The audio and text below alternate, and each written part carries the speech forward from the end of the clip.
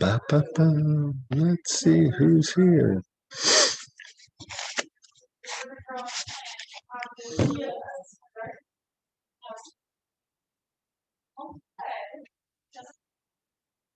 Around it that haven't And been used. and people are No, I don't you just throw some coffee well, down. no, I don't That seems like a coffee, waste so- of money. No, a friend of mine left a whole brand new case. Oh, that's can of it. And I hilarious. was like, I don't drink coffee like that. So I just took the grounds and I put it That's around too the plant. funny. And I was like, I How don't do Hi. you? I'm like, that seems like a waste. You're gonna have a friend at some point that comes and wants a cup of coffee. No, no, I don't have a coffee maker. It's probably why she left it. Oh, I that's don't have a coffee maker.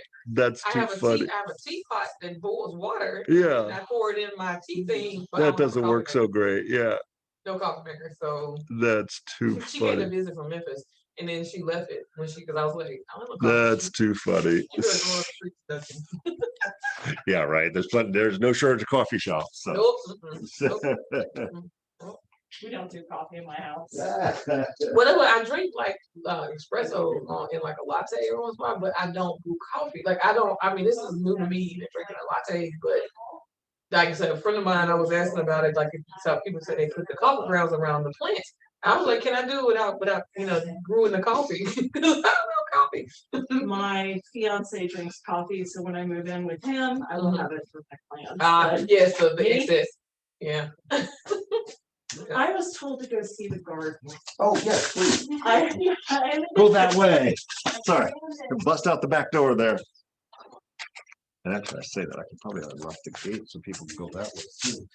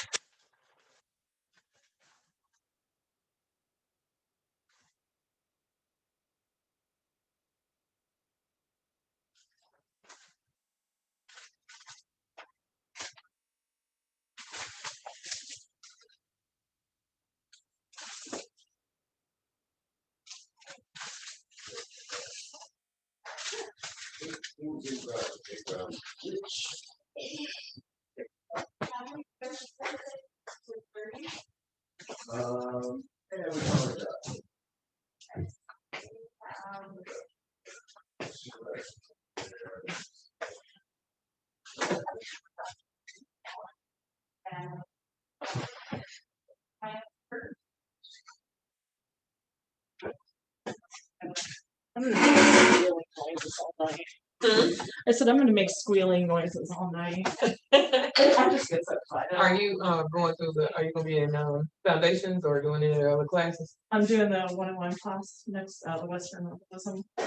So I mean, are you gonna do the 6 months? Are you gonna do the foundations? Yeah, I am gonna end up doing it. Oh, I'll see you there. I'm retaking it and starting. Well, I took 101 again in February, and I'm starting back to do the 6 months of foundation this month again. Oh, yeah. I wasn't ready.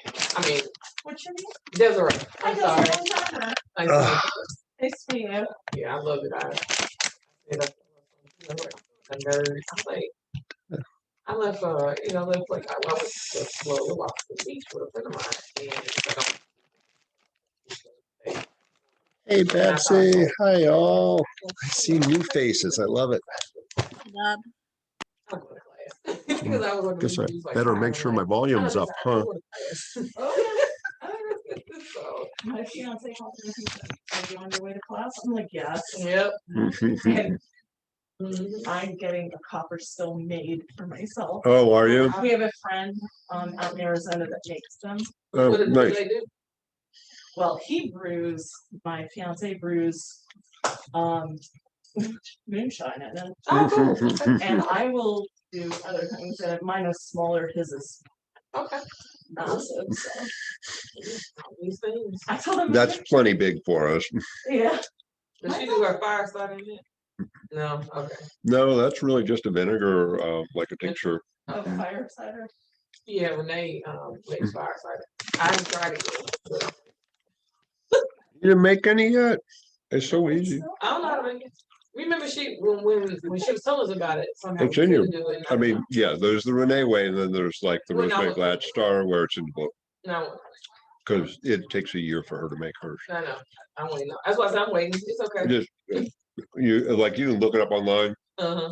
throw it in a blender, pour some vinegar on there, Keep it moving. buzz it, Okay. stick it in a jar, set it aside. Longer's better. Well, But we got eight. We have 8 people. I have 8 people who I just need 2 more. I think she said 10. For what? I want her to do it. I need her to do a cooking class. Mm. And so I know literally between me and Johnny, we got 8 people. Oh, that's awesome. I'm like, I just 2 more people. I want to do I want to do a cooking class. That's awesome. Yeah, because he wants to bring his sons. His sons are probably 17. Wants to bring them. Renee just They cook. They already cook. Renee just said, "I'll totally do a cooking class again." Oh, she can hear me? Yeah, yeah. Oh, okay. She's Renee, on. I'm ready. We ready. Oh yeah, we were just talking about that. But literally, me and John were talking about it last weekend, and I was like, we need 2 more people. I said, I want one. I'm ready.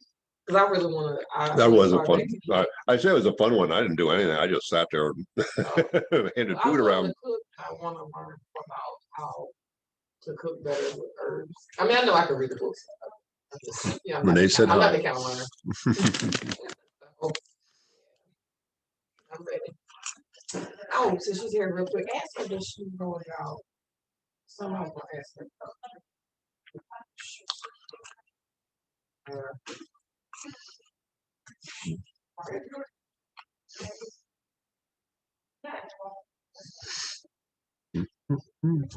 Oh man, this time.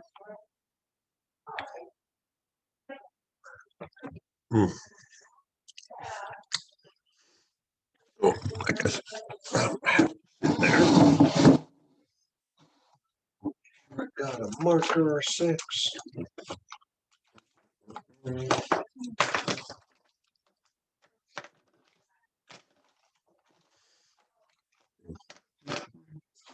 Oh. Mm-mm.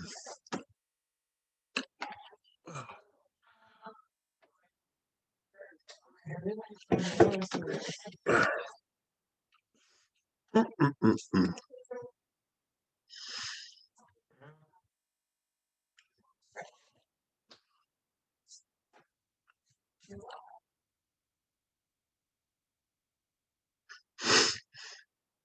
No. Oh. Ah.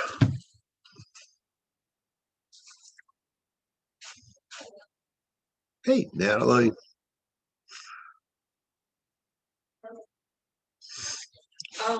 Has she heard of a place called Pirillia Yeah, in Costa Rica? yeah. She's been. Because I want it's a lady I'm following.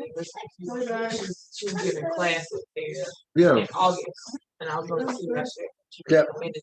definitely. That's a bigger conversation. Okay, I'll So yeah, I'll just definitely. Whenever you see her face to face, that's definitely a face to face. okay. More than a 30-second conversation. No, I'm fine with that. No, we've been talking before, but then I happened to be watching something the other day. from And her. she'll have opinions about who's teaching. Well, I won't ask her. I wanted to ask her about the lady and Yeah, you yeah, know, and that. So, yeah, definitely.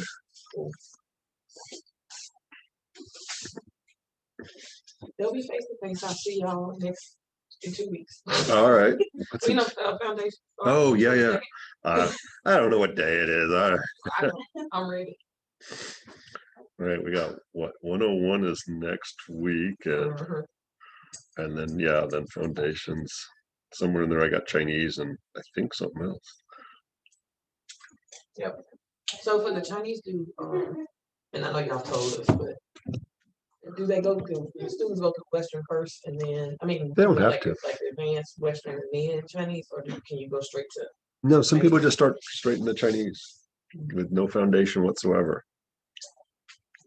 Doing the flower essence, I got more interested in acupuncture points Oh, funny. than I was. Then you thought, yeah, Yeah, no, now that's I'm super like, funny. now I still don't get the tongue thing, but I'm gonna get that better this time. But Yeah. I understand it, but I don't get it. But no, it made more sense with when we talked about it wow, yes, Cool. and I was like, huh. I mean, what if I should look at the tongue? But I was like, okay.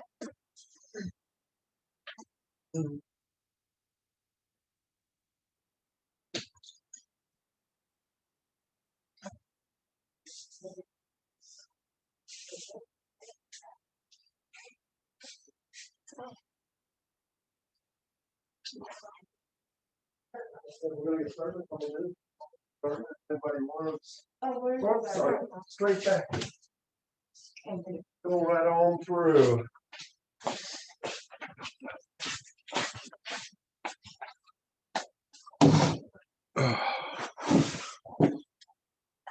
Yeah, you'll just run out the back door there.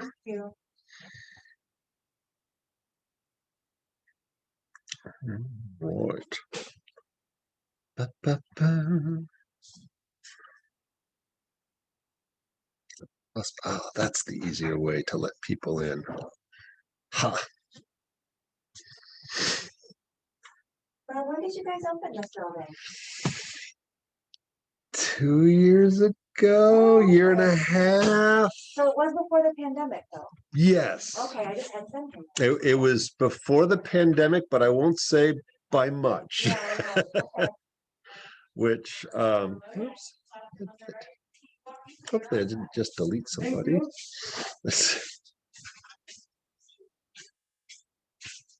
Over here, Balm. Hi. Nice to see you.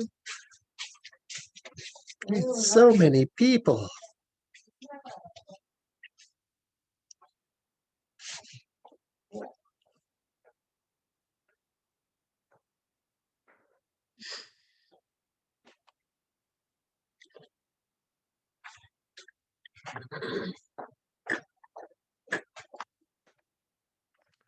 We will get started here in just a minute. It is recording. Yay. Oh, that's right. You have some Zoom people. Yeah. Oh, God. No, we got a gang. I think we had 55 people Wow. who signed up, which is nuts. I appreciate it. Like, hopefully I got something interesting to say. I've never known that to be a problem. Yeah, right. I always got some kind of crap to say. Will it be true? Will it be accurate? Yeah, technicalities.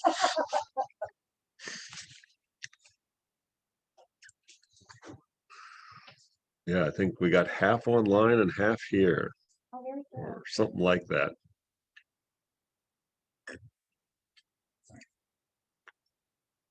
And I see a few more people pulling into the parking lot, so we'll give them a few minutes and then we'll get started.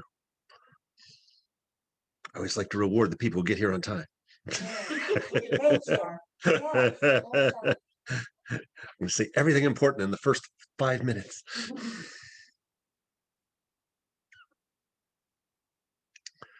Although it might take me a half an hour just to click everybody in. I'm really wearing this mask because I just ate a bunch of pecans. I don't want you to see all the pecans stuck in my teeth.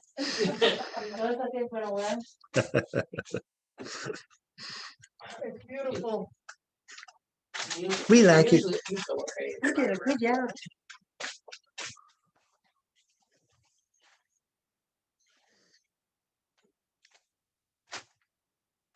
So many people.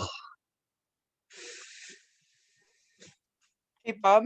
Yo. I would like to say something to everybody and the people online. Is that okay? Yeah, we got a couple more people just pulling into the parking lot, so I'm going to let them wander in the door. Can you hear me okay? Yeah, nope, loud and clear. Okay. And so were you asking me to wait? Yeah, give it another minute. Everybody's kind of getting they're signing in up front, and give it like 2 minutes. Okay.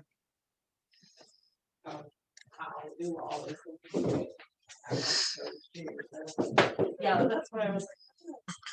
Heck, we're still busting them into the chat here.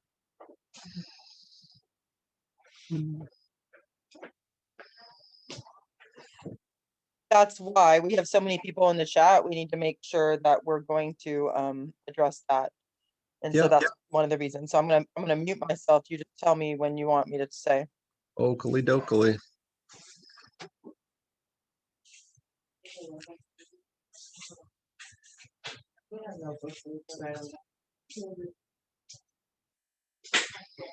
Man. How do? Almost looks like Hollywood Squares on here or something. Is that show even on still? Sorry, I love that style when you find just the perfect book that you're like, I can't wait to open this thing. Squealing noises and sighs. And I do too. I cannot hide anything. I do too, like 6 when I find a book, especially like. And I will say, just because we have it doesn't mean we like it. I understand. I understand. That is a- We just buy all the books. That's Or Film Circle, they have the treasure house. Oh, yeah, that was serious. Yeah, that one. I would say I like the one. There's a series of books on medical herbalism that Jill Stansberry is making. That this 2 volume, you can see 2 of the 3 volumes. Yeah, that's it. I All believe. 3 are there. Oh, do we have 3? I didn't remember. Wasn't sure what number. Oh, there's 3, yeah. Yeah, I wasn't sure what number she was up to. Oh, wow. Endocrine, cardiac, and respiratory. Yeah, I like those better, I think, than I love David Hoffman, but I think those are more user friendly. All right, I'm going to yell for people outside to come in, and then Outside of time, it's in herbal school too. Yeah, that's hard though. Too bad. Yeah. Yeah, so you remember to order them later, right? Yep. all right, we're going to get started here, and we got more people online than we do in person. So welcome all, and I'll say all kinds of craziness here in a minute. Renee, the other half is online moderating from the hacienda because, you know, the dog misses her. So, but Renee, you wanted to say words, Yeah. if you're so inclined. Yeah, I want to because I see a lot of new faces, and so I don't know who's in house with you. I recognize several voices, but I just wanted to let you know. Some new, some old. Yep, for everybody who is Say hi to- online, we are on a slight delay, and so it doesn't matter even if we've gone past your question. I'll go ahead and shout it out. If I can answer gratuitously, then I'm happy to do so, but I'll always let Bob know so that we can get the great Bob Linde to answer as well. And so even if we've gone past, go ahead and type it in. If you haven't been on Zoom and don't have that working yet, in your bottom left-hand corner is a little microphone with a line through it. Just unmute yourself and speak out. That's acceptable as well if you don't want to type into the chat. But if you're shy to do that or you can't get it working, just go ahead and type in the chat and I'll read it.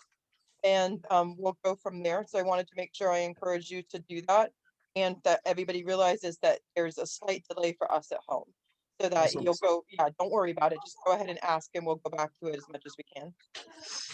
Awesome. Thank you all. No problem. And so I see some new faces, or at least I think with masks, who knows? Yeah.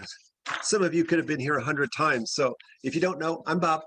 And you are sitting at the, I won't say new, but newish and home for the Tradition School of Herbal Studies.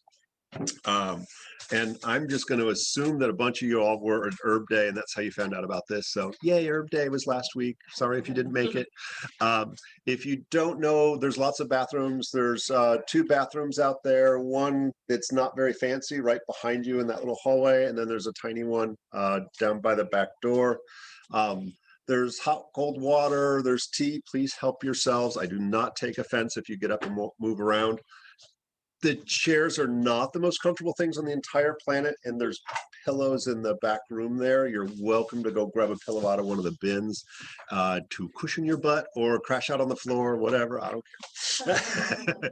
It looks like we're shy a few people in person, so hopefully they're making it online for us. Oh yeah, no, I'll go ahead and do it now. If you don't know, and I don't know whether 101 is full yet. I think 101 it is something that you can participate online for. Okay, But so it's all in in-house, person. yeah, in-house, I think we're at our number, but check Okay. Patricia, we might have 2 more spots. Okay, so there's 2 more spots in. So for those of you who want to do more than just grow cool plants, but want to learn what the heck to do with them, Western Herbal 101 is kind of your gateway drug into the beginning of herbalism. And it's our running joke is it's what every mother and grandmother used to know. How do we take care of ourselves? What do we do before CVS? And so it's 30 herbs you can't kill anybody with, and more for those acute kind of issues. And we incorporate a lot of our local plants into the mix as well. A little medicine making, a little bit of other stuff, and generally a fun class. And so 2 slots left in person, and then online is, I won't say unlimited, but kind of. And that is the starting class. If you're like, yeah, that was cool, and you don't want to do anything else, that's cool. If you want to go on from there, that is the requirement for foundations, which is 6 months where we teach diagnostics, another 100 some odd herbs, and way more stuff, and on and on and on into advanced and so forth in Western. And there's a standalone class that's always a favorite, herbal animal care is coming up in June. So that class, I do encourage it in person because we'll bring our puppy in and torture him endlessly. But for any of you who are pet lovers or owners, or if you're already an herbalist and want to branch out from 2-legged to 4-legged or scales and so forth, we cover a wide range of critters that we can, although we focus on dogs and cats, we talk about everything from birds to horses to bearded dragons. Go figure. Nothing like taking care of dragons. Do we have any other cool classes coming up? May this is this class. Oh, and then Trish, who checked you in, and a lot of you have corresponded with, she's doing a once a month, I believe. Yeah. For those of you who are exploring herbalism on your own, or however, or with us, most of us haven't taken a lot of science classes, anatomy and physiology, pathology kind of stuff, probably since high school, if you were lucky. So she's breaking it up by body system as she goes forward and doing a 2-hour class on a Thursday night. So far that's been really well received online and in person, and nice handouts and stuff. And I would say, I don't care how long I do this, and I teach anatomy, physiology, pathology. She does a really nice job and has lots of cool letters after her name that makes it so she knows what she's talking about. All right, enough of that stuff. It's always interesting. This class, sometimes it's well attended, sometimes it's not. A lot of people are moving to Florida, and nobody knows how to grow anything down here. So I'm just going to assume that, for most of you, your transplants to Florida, and you were gardener up north, and you're like, now I want to grow stuff here. And even if you've tried, you've killed everything, because up north we plant in the spring and we harvest in the fall, and it gets covered with snow the rest of the year. And that is the exact opposite of what we do here. And so we'll do our best to figure out what to do with our sand that we call soil, and look at some specific herbs, and a lot of them are in the handouts, but I'm happy to cover other cool plants and so forth as people are trying to explore some. And it's really fun. So this building, we got here a year, and maybe a little over a year and a half. I don't really remember. I'm bad with time. And this was an old daycare center, and it was flat out back and nothing but Spanish needle, Biden's alba. There wasn't, there was a couple of oak trees that were sad. And we're actually on a half-acre land. So we go from Central to First. How I lucked out to find a half-acre in the Central Avenue, I don't know, but the herb gods were smiling on us. So I think we brought in about 100 yards of mulch and 100 yards of soil, and a lot of volunteers, and we appreciated that. And we created a mound out there that was our fire pit. And basically, and we'll talk a little bit about what soil lasagna is, but we did our poor man's version of soil lasagna out there. And everything that you see planted was planted slightly less than a year ago. And none of it was large. Most of it was little things, little 4-inch pots. And so now we have trees that are over my head. The moringa is well over my head, and a bunch of obscure stuff. With everything you see back there, I won't say it's all edible, but it's all medicinal. So some medicinals are poisonous, but we use them topically, or we do really low doses with them. So it was, admittedly, I had a lot of help out there, and we did use a little bulldozer occasionally. I cheated. Boy, I'll tell you what, that bobcat was handy. It was fun. Yeah, no. And I'll tell you a little, I have an odd upbringing. I was born in Chicago, and I was probably 4 years old when I started playing in the dirt, trying to grow a garden. Moved to New York City, and I think I was 8. We were on 77th in New York. It kind of, our back alley went across, was a Riverside Drive, I think. We dead ended in that, and then you threw a rock from there, and you threw it into the East River. And everybody, that was kind of the service interest, was along 76th Street. And we would skateboard there when nobody knew what a skateboard was. I know it's old hat now. And that's where everybody took their dogs. And so there's dog poop everywhere, and it was dirty. New York City was generally dirty in the early 70s, or that was late 60s. And so a couple of my friends got together, and we created the 76th Street Beautification Project, and went out and started buying flowers and planting and sweeping up all the sidewalks around there. And so I haven't stopped. I spent a winter in Long Island, in New York, in Flanders, and had a small garden there, grew all the usual northern stuff. After that, we moved down in the Bahamas, which was kind of what a lot of you are doing, to discover, like, how do you grow here in Florida? The soil was equally as crappy down there, maybe not quite as bad, but darn near. And basically, over time and experimentation, I'll spare you all the other stories, but now our house down the south side of St. Pete, we've got a half acre there. With about 150 different medicinal plants that we grow, a lot of edible stuff, and have spent at least the last 10 years kind of developing the soil and so forth. And I will say, over the years, I've gone from a little fanatical of like, no, plants must live in the ground, I shall not grow in pots, to get over yourself. Raised beds and pots really allow you to expand what you can grow, and it's a heck of a lot easier to control things like soil, pH, and so forth, sunlight, and all of that. So I've gotten over myself, and it's one of the challenges then, of course, is what can we grow? How do we prepare our soil? What kind of sunlight do plants really like in Florida?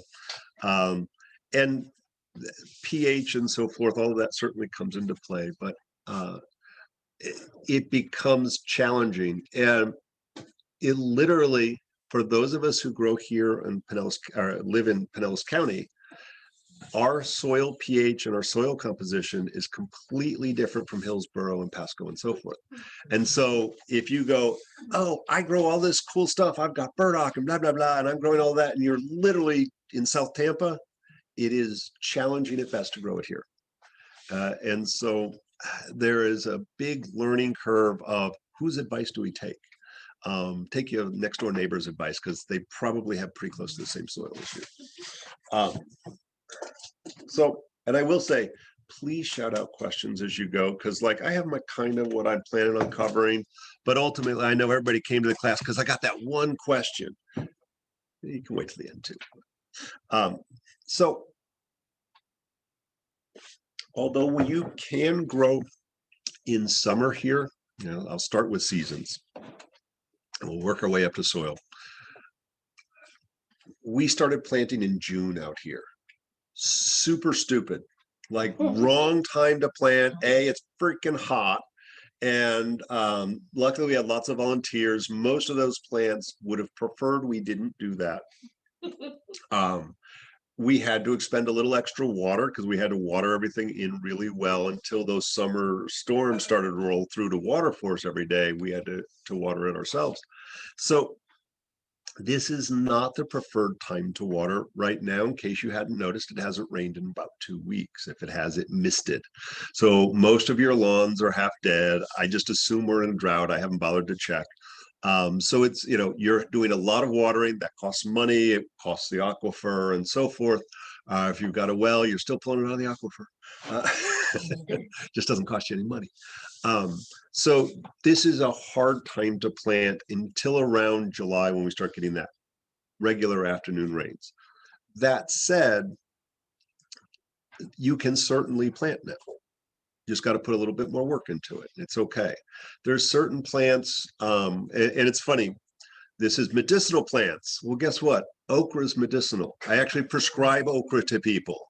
And we just don't think about it because we go buy it at the grocery store or it's gross and slimy. And so a lot of those things that are culinary herbs or foods are also medicinal. And so like, it's so funny. What do you grow in the summer? Okra. Nobody knows anything else, and I don't either. So there are definitely things like sweet potatoes and okra and so forth that we can grow. Our growing season really starts around September, October, where we get a little bit more free reign of what we can plant, and whether you're planting annuals or perennials is important. So perennials, like whatever, you just got to water the suckers in. Annuals gets a little bit more precise about when we plant usually. Nope. So September, October is usually when we start planting our annuals, our vegetables, our annual herbs, and even our perennials. It's kinder, we still get some of our rain. The days are shorter, the heat is starting to come off, our evenings are cooler.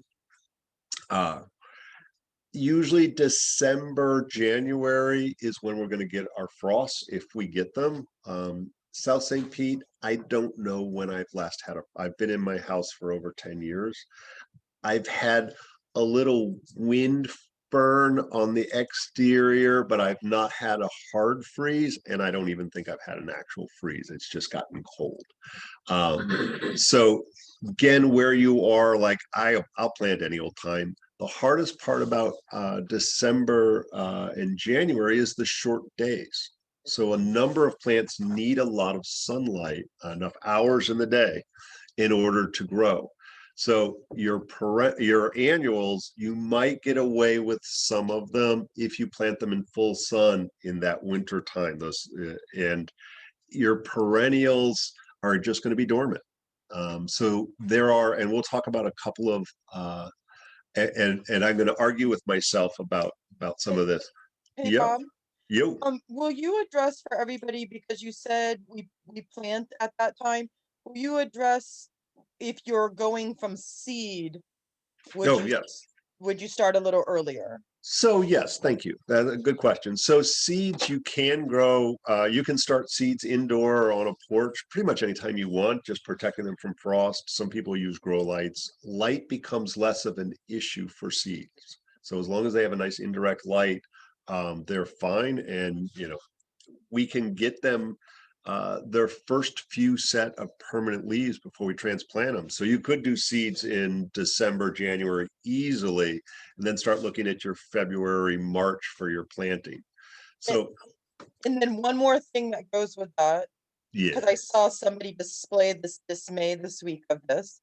If we are in our county, and I'm not sure if it's and I am talking Pinellas County primarily, but yeah, if we're doing that, let everybody know no extra fertilizer can be bought for any reason until we're through the rainy season. So if you are starting with seed, we'll need to be able to give them some ideas for like nettles or comfrey or something for extra emulsion. Yeah. So that we're going to get to that. That's kind of, we'll cover just that. making sure. Okay. Yeah, All right.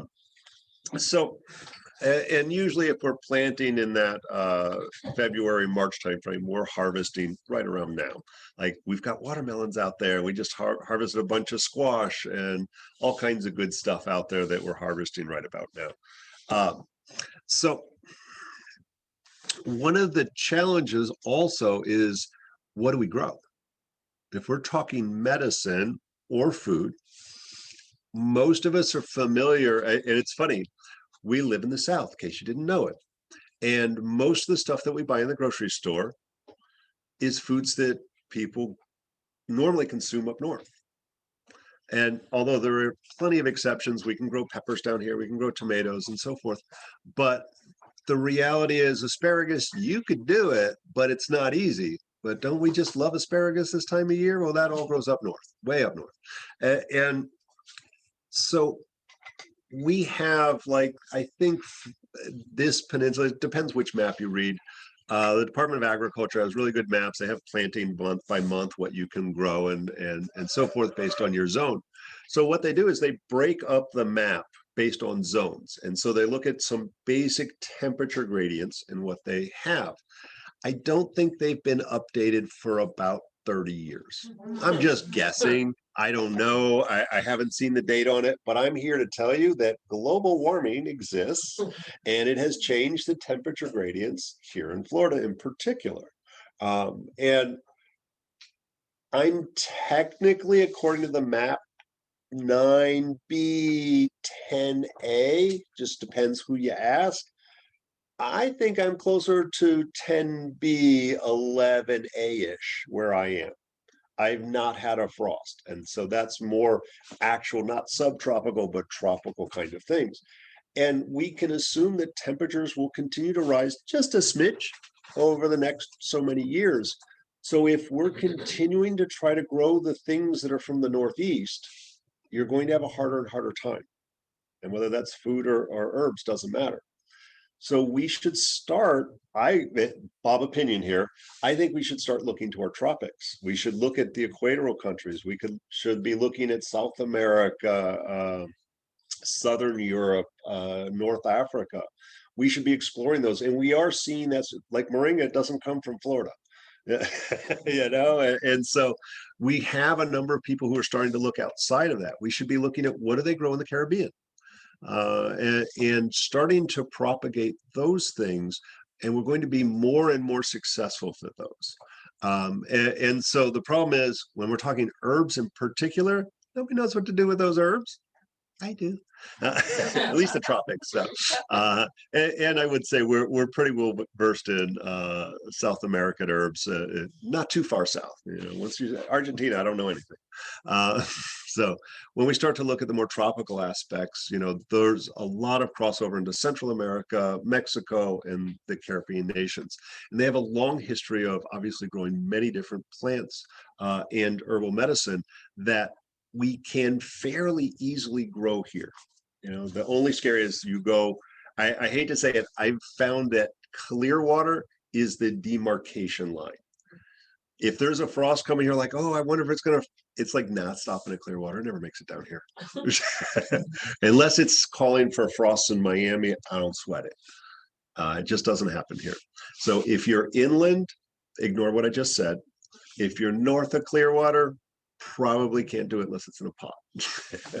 But for those of you who are on the coast, for those of you who are in Pinellas County or this end of southern Pinellas County and further south, it's a no-brainer that we can really start to incorporate these tropical plants and the Caribbean plants to great success. I would say a third of what we have out there in the garden is either African, South Central America, and the Caribbean. That I don't have to do anything to it. Like, that's where it belongs. And we have everything from baobab trees out there to all kinds of strongback and a bunch of things nobody ever heard of. I'll spare y'all. So it's super interesting to start to think outside of the Northeast. You know, and I say Northeast, the Midwest grows the same thing as the Northeast and so forth, but we need to start to explore those. That said, you can grow plants from, I've had success with Siberian ginseng here in Florida. Guess what? It doesn't belong in Florida, it belongs in Siberia. And so we're talking herbs. So we can push zones. Just because something says it grows in a particular zone, it's native to that zone, doesn't mean you can't push it down here. And one of the ways, I kill a lot of plants. I apologize. Because how else are we going to learn how to grow that particular plant and explore those different aspects of, and I grow these plants not to make millions of dollars off. I grow them to know them. My sole purpose in life is to understand herbs better. And if I just read it in a book, I'm not going to really know it. To actually grow it from a seed or a cutting and watch it go through its life cycle, we start to understand plants in a very different manner. We start to understand their names and actions of different plant parts, not always just the part that is sold. All of the plants are used. So there's a lot of different reasons to try to grow something like Siberian ginseng. One of the ways I try to experiment with some of those plants that are not normal in Florida is to those that grow in a harsh environment. Guess what? Florida's a harsh environment. Siberian ginseng, for instance, grows out of the cracks of rocks on cliffs overhanging and full sun beating down and drought tundra kind of stuff. Florida, but cold. And so I was like, you know what? It can hang and it gets hot, in the Arctic Circle there too. And they just have permafrost to protect it. I was like, let's see if it can handle it. Because if it can handle that, it can handle anything. And as it turned out, it did okay. I had to make sure I never watered it and things like that. But other than that, it did fine. And so those things that have these very tight parameters, like it has to have this exact soil, it has to have like no sunlight, those get harder, and you're going to have less success, or you have to be really darn good at your botany and start to play with pH a little bit more. And I'll give you a good example. I was able to get true kava shipped to me, like I'd say overnight, but it was more like 4-day. But they had pulled it fresh out of the ground, had roots and all of it. And I got like 15 plants shipped to me. And I was like, I'll figure it out. Like I had no idea how to grow it, but it grows on volcanic islands. It grows in Hawaii, in the South Pacific. And I tried everything I could to grow. And this was the Piper methysticum, the true kava. And what I figured out, it really needs volcanic rock, which is very mineral rich.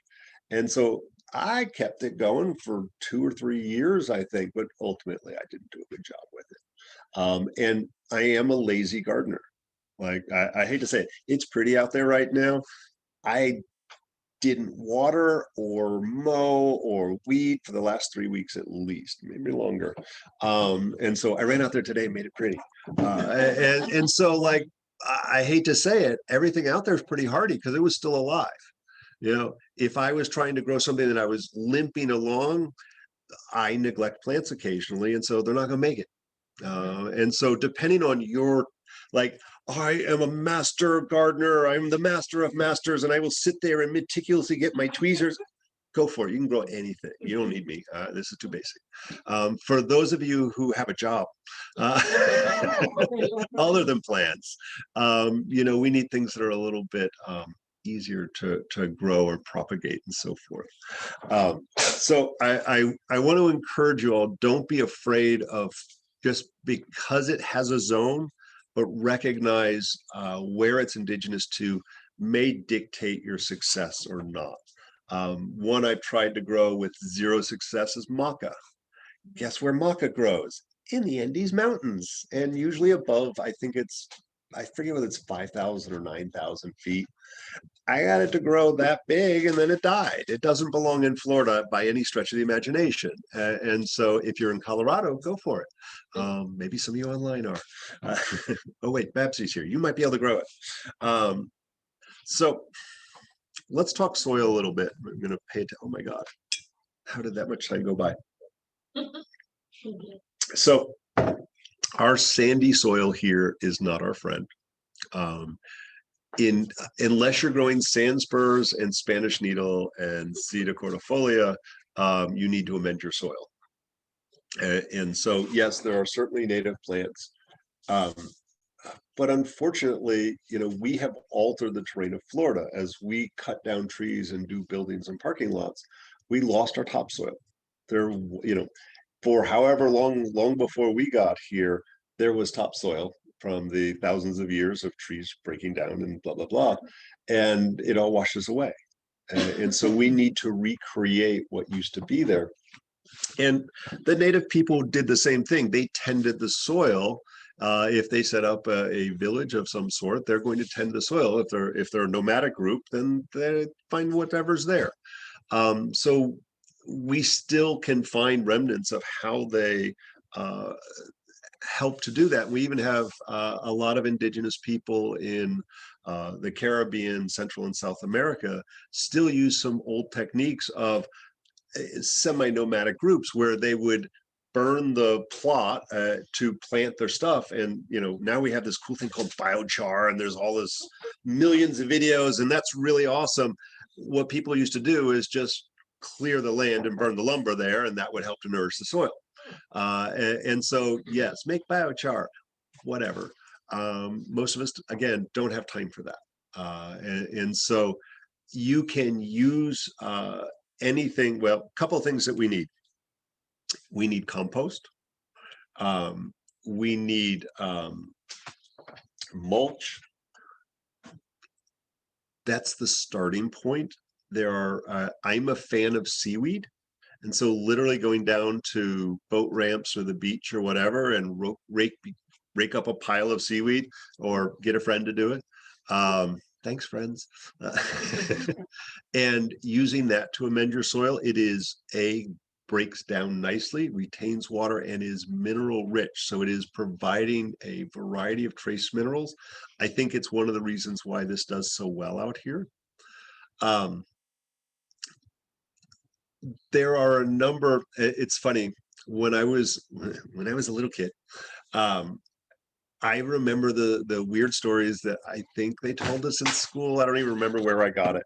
Where when the native people did that Holy Trinity, they were planting the corn and the beans and all of that. I learned that they would dig a hole and drop a fish in it. I don't know whether that was true. I don't even know if they still do that. But Bob, can I yes, say please. something about this whenever you have a chance? No, go for it. So I didn't announce myself. I'm the other half of Bob in the school, but what's unique about me is that both my family on both sides are farm families, and the one's been here since the late 1600s and the other one since the early 18s. And so I have a lot of experience about, like, if the food didn't grow, then we didn't have the food we needed to have. We'd have to go forage. And so it's important to know that, like what Bob's saying, exactly 100%, like the fish that are running at the time, certain things are growing. So he just said something that was important. But down here, the bluefish are running when the corn's supposed to be growing. And the bluefish are very, very, very full of, very oily and very bloody. So that it's more than just throwing a fish in the hole. Like, he's totally right. And one of the things that we would use or save, obviously our compost, but we would use cow manure, chicken manure, and that's really popular around here, as well as other plants, so that we could make a mash that was with nettles or a mash that was with comfrey, and save it and let it get gross and fishy and then dump that. But for a large space, that wouldn't do. So one of the easiest things, like Bob said, the grass, absolutely. But another thing that's free to us right now is mushroom compost, so that it will be sterilized and inoculized, and it would just be a button mushroom and Bella, and it's the Monterey company. It's halfway in the middle of the state, but if you drove your pickup truck up there, they'll dump the dump truck load in it. And Renee, I'm not sure if you're moving, but you're breaking up a little bit. But what you said was the Monterey Mushroom Company. Yeah, and I'll near stop Orlando. talking.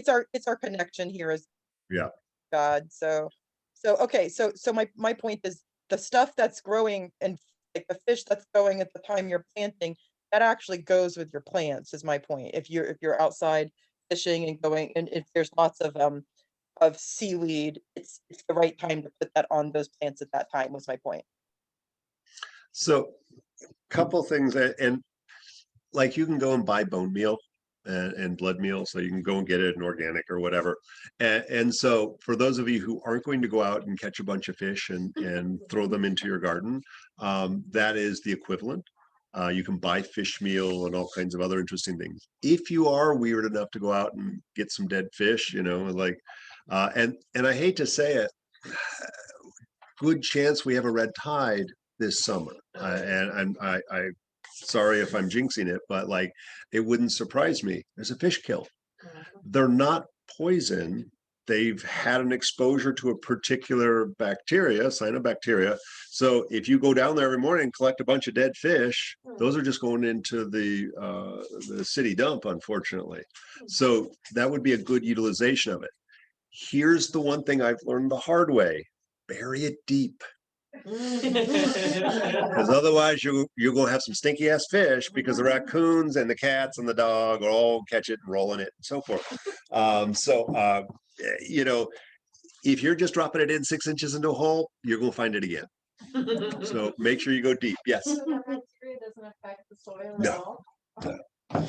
Kills the fish and irritates the crap out of us, but that'll just break down in compost just like anything else. And oops, oh, people. Yeah, along those lines, when you talked about seaweed, Yeah. you know, it can be pretty salty, I guess. Yes. Out there. Is that a problem? So she asked you know, is there a problem with the seaweed because it is covered with salt? Oddly enough, no. So if you took rock salt and threw it in your garden, you'd probably kill something. And there's not a lot of salt per se, but there's 99 different trace minerals, NaCl being one of them. And so as you water, it actually breaks down and doesn't seem to adversely affect them. And rinsing it off would defeat the whole purpose. So I will say I was terrified the first 10 times I used seaweed, and every time I'm like, those plants do better. They grow faster. That doesn't do well with, I've not, I'm sure there's something, but I've not seen it yet. It's funny. There's a number of different, too much is too much. So it's a dressing. And so you can eat, you know, you can get fancy and chop it up and mix it all in with your soil and so forth. But literally, we usually just do a light dressing around the plants. You can put a little bit in, like if you're digging a larger hole for a bush or a tree or something, you could actually put a little in the hole.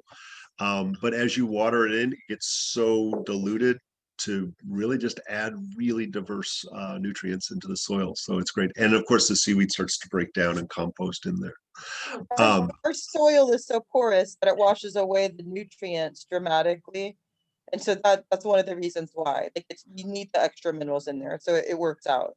So I want to talk about poop for a second. You know, yes, some people do poop into their yard in their own garden. You go for it. I'll skip that. But one of the problems, so Renee has said like cow manure and horse manure, goat poop and rabbit poop, everybody's poop, right? And so all of it is wonderful, except most farms where you would be scooping up the poop use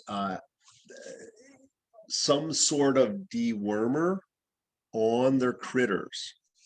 So if they're doing that and you take fresh poop and put it in your garden, it will kill all the good stuff in your garden, especially the worms. We love worms.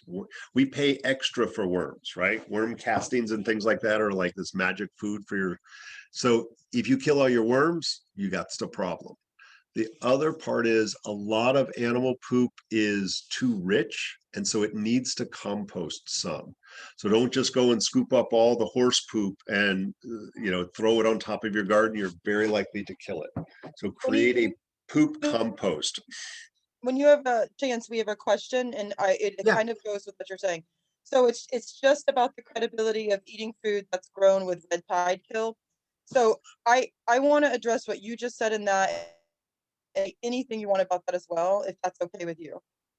Yeah, go for it. Yeah. So if you properly compost something, if you covered it up with something that was dark, if you created a certain heat inside of it, that the heat gets to a certain temperature so that it neutralizes all kinds of things, and it would, so like anything that was a bacteria issue nematodes, extra things in there that weren't supposed to be, it would come to a neutralizing. Like, there's a whole science that is not for a beginner's class around properly compost items. So when I say to you, put rabbit poop, put chicken poop, put cow manure, it's processed items that have been properly heated to the right temperature for the right amount of time, broke down, and then we throw it on. Like, if you go to get it from somebody who has it for composting, they allow for that to happen before they would Yes. give it to you or Yeah. sell it to you. If you get it for yourself, you put it into a pile, cover it, and let it sit. So there's ways around that. So when we're talking about us dumping red tide things onto our soil,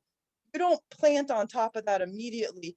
That's preparing your soil for planting. By the time we get to planting, like if you did that all summer when it's difficult to grow, when you're ready to plant in the fall, it would have sat under that internal heat and killed off anything that. And it can be a lot of it, you know, it's always interesting. There is when you buy fish emulsion to put on there, that's coming usually from the most toxic ponds you can imagine. And it really grows great stuff. And I saw somebody had written like, no, don't eat red tide fish.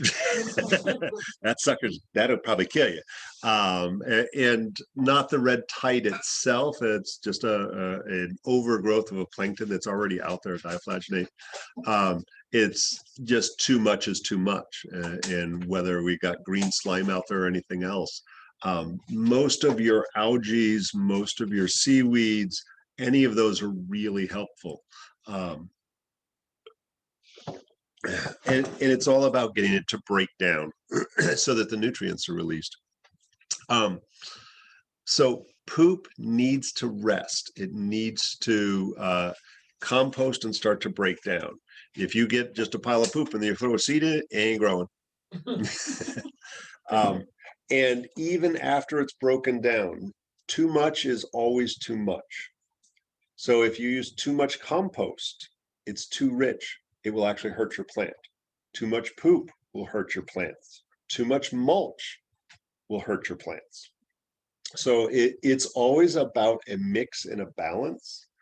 And there's one thing we haven't talked about. It's funny, and sorry, I'm sneaking in people health stuff on all of this, whether you like it or not. We talk about good bacteria in the body, probiotics, right? You take an antibiotic in order to prevent the yeast infections and the diarrhea and all that. You take a probiotic, or if you've done a lot, you should just take those forever. And so there is soil bacteria. And most of them live in the first few inches of the soil. And they help to break down leaves. They help to break down your compost. And that actually, we find is just like in our gut, is a symbiotic relationship with the plants. And so here's all these plants and those roots are like almost touching. And then there's a bunch of soil bacteria that actually allow for the absorption, the breakdown and the absorption of nutrients and the communication between the plants. And so it's funny, we had somebody who helped us, permaculture guy who wanted to use our garden here as a project. And so he came up with the idea. He was a big soil bacteria guy. He was like, all right, you got all these weeds down here, they're kind of in the way, but we don't want to just pile on top of this 100 yards of mulch. He was like, let's scrape off the top 4 inches and push it to the side. Then do all of our stuff and bring that back and put it on top. And that will actually help to preserve those soil bacteria. So one of the things, and I've done this for years, I'll buy, you know, a truckload of fancy river mud, or not pond mud from some forest up north. And but it's so rich, it doesn't work. And then I get, you know, we get like 20, 30 yards of mulch dropped in our driveway on a regular basis, and I'll spread around. And so all of that starts to break down, and I'll mix those together. And then I'll get an equal amount of my sand that is my yard as well. And I mix it all together, because that top sand, and I take it around the top, because that's where all the good stuff is. And so it's about creating this mix of really rich stuff, really good compost, all of these other components, but it has to have some of our native soil and those native bacteria. And I think that's one of the things people skip sometimes. They create, you know, they there's peat moss and there's vermiculite and all this other stuff, and they bring all this cool stuff together. And the reality is it doesn't quite cut the mustard if you don't put some of our dirt in there. And just in the same way that we need to keep our internal garden healthy by making sure that those good bacteria in there, because guess what? It helps us break down our food and assimilate our nutrients. Same thing. It's no different. And I'll spill you. When you're taking the pH balance on, you're mixing those, You actually check your pH balance? well, I'm at a couple times already. Yes, I know. You know.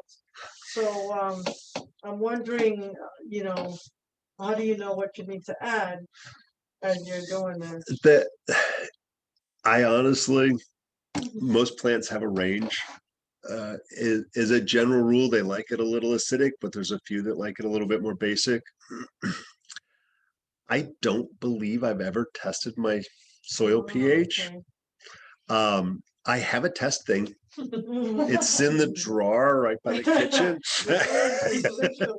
I don't think I've taken it out of the box yet.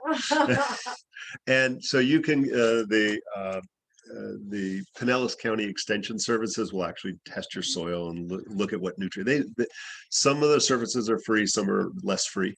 But they'll actually do that for you. They're really good about it, because I don't think anybody utilizes their service. So probably somebody who wants to actually, have them have a purpose, they probably get pretty excited. Is that at the college? The only one I know is up near Largo, off of Walsingham. I'm sure there's other ones, We but have to have you send it to the University of Florida. is that where they end up Yeah, sending it? Is UF? thought So yeah, that makes sense. And UF has, University of Florida has volumes of information on their website as well, about all kinds of cool plants and where they grow. I won't say it's up to date, but it is cool. I use that as a source for information. So yes, you should get your soil tested and get it perfectly balanced. I honestly don't.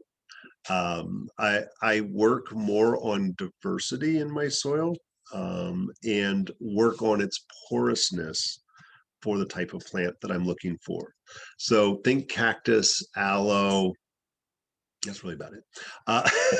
That doesn't want to be in standing water. So we need to add enough rocks, and really sand works pretty well for them. And you can use things like perlite, which are those things that look like styrofoam but are not styrofoam. Make sure it's not styrofoam, because they do sell crappy styrofoam too. We don't need more styrofoam in our environment. And that's actually really good for making sure your soil stays well drained.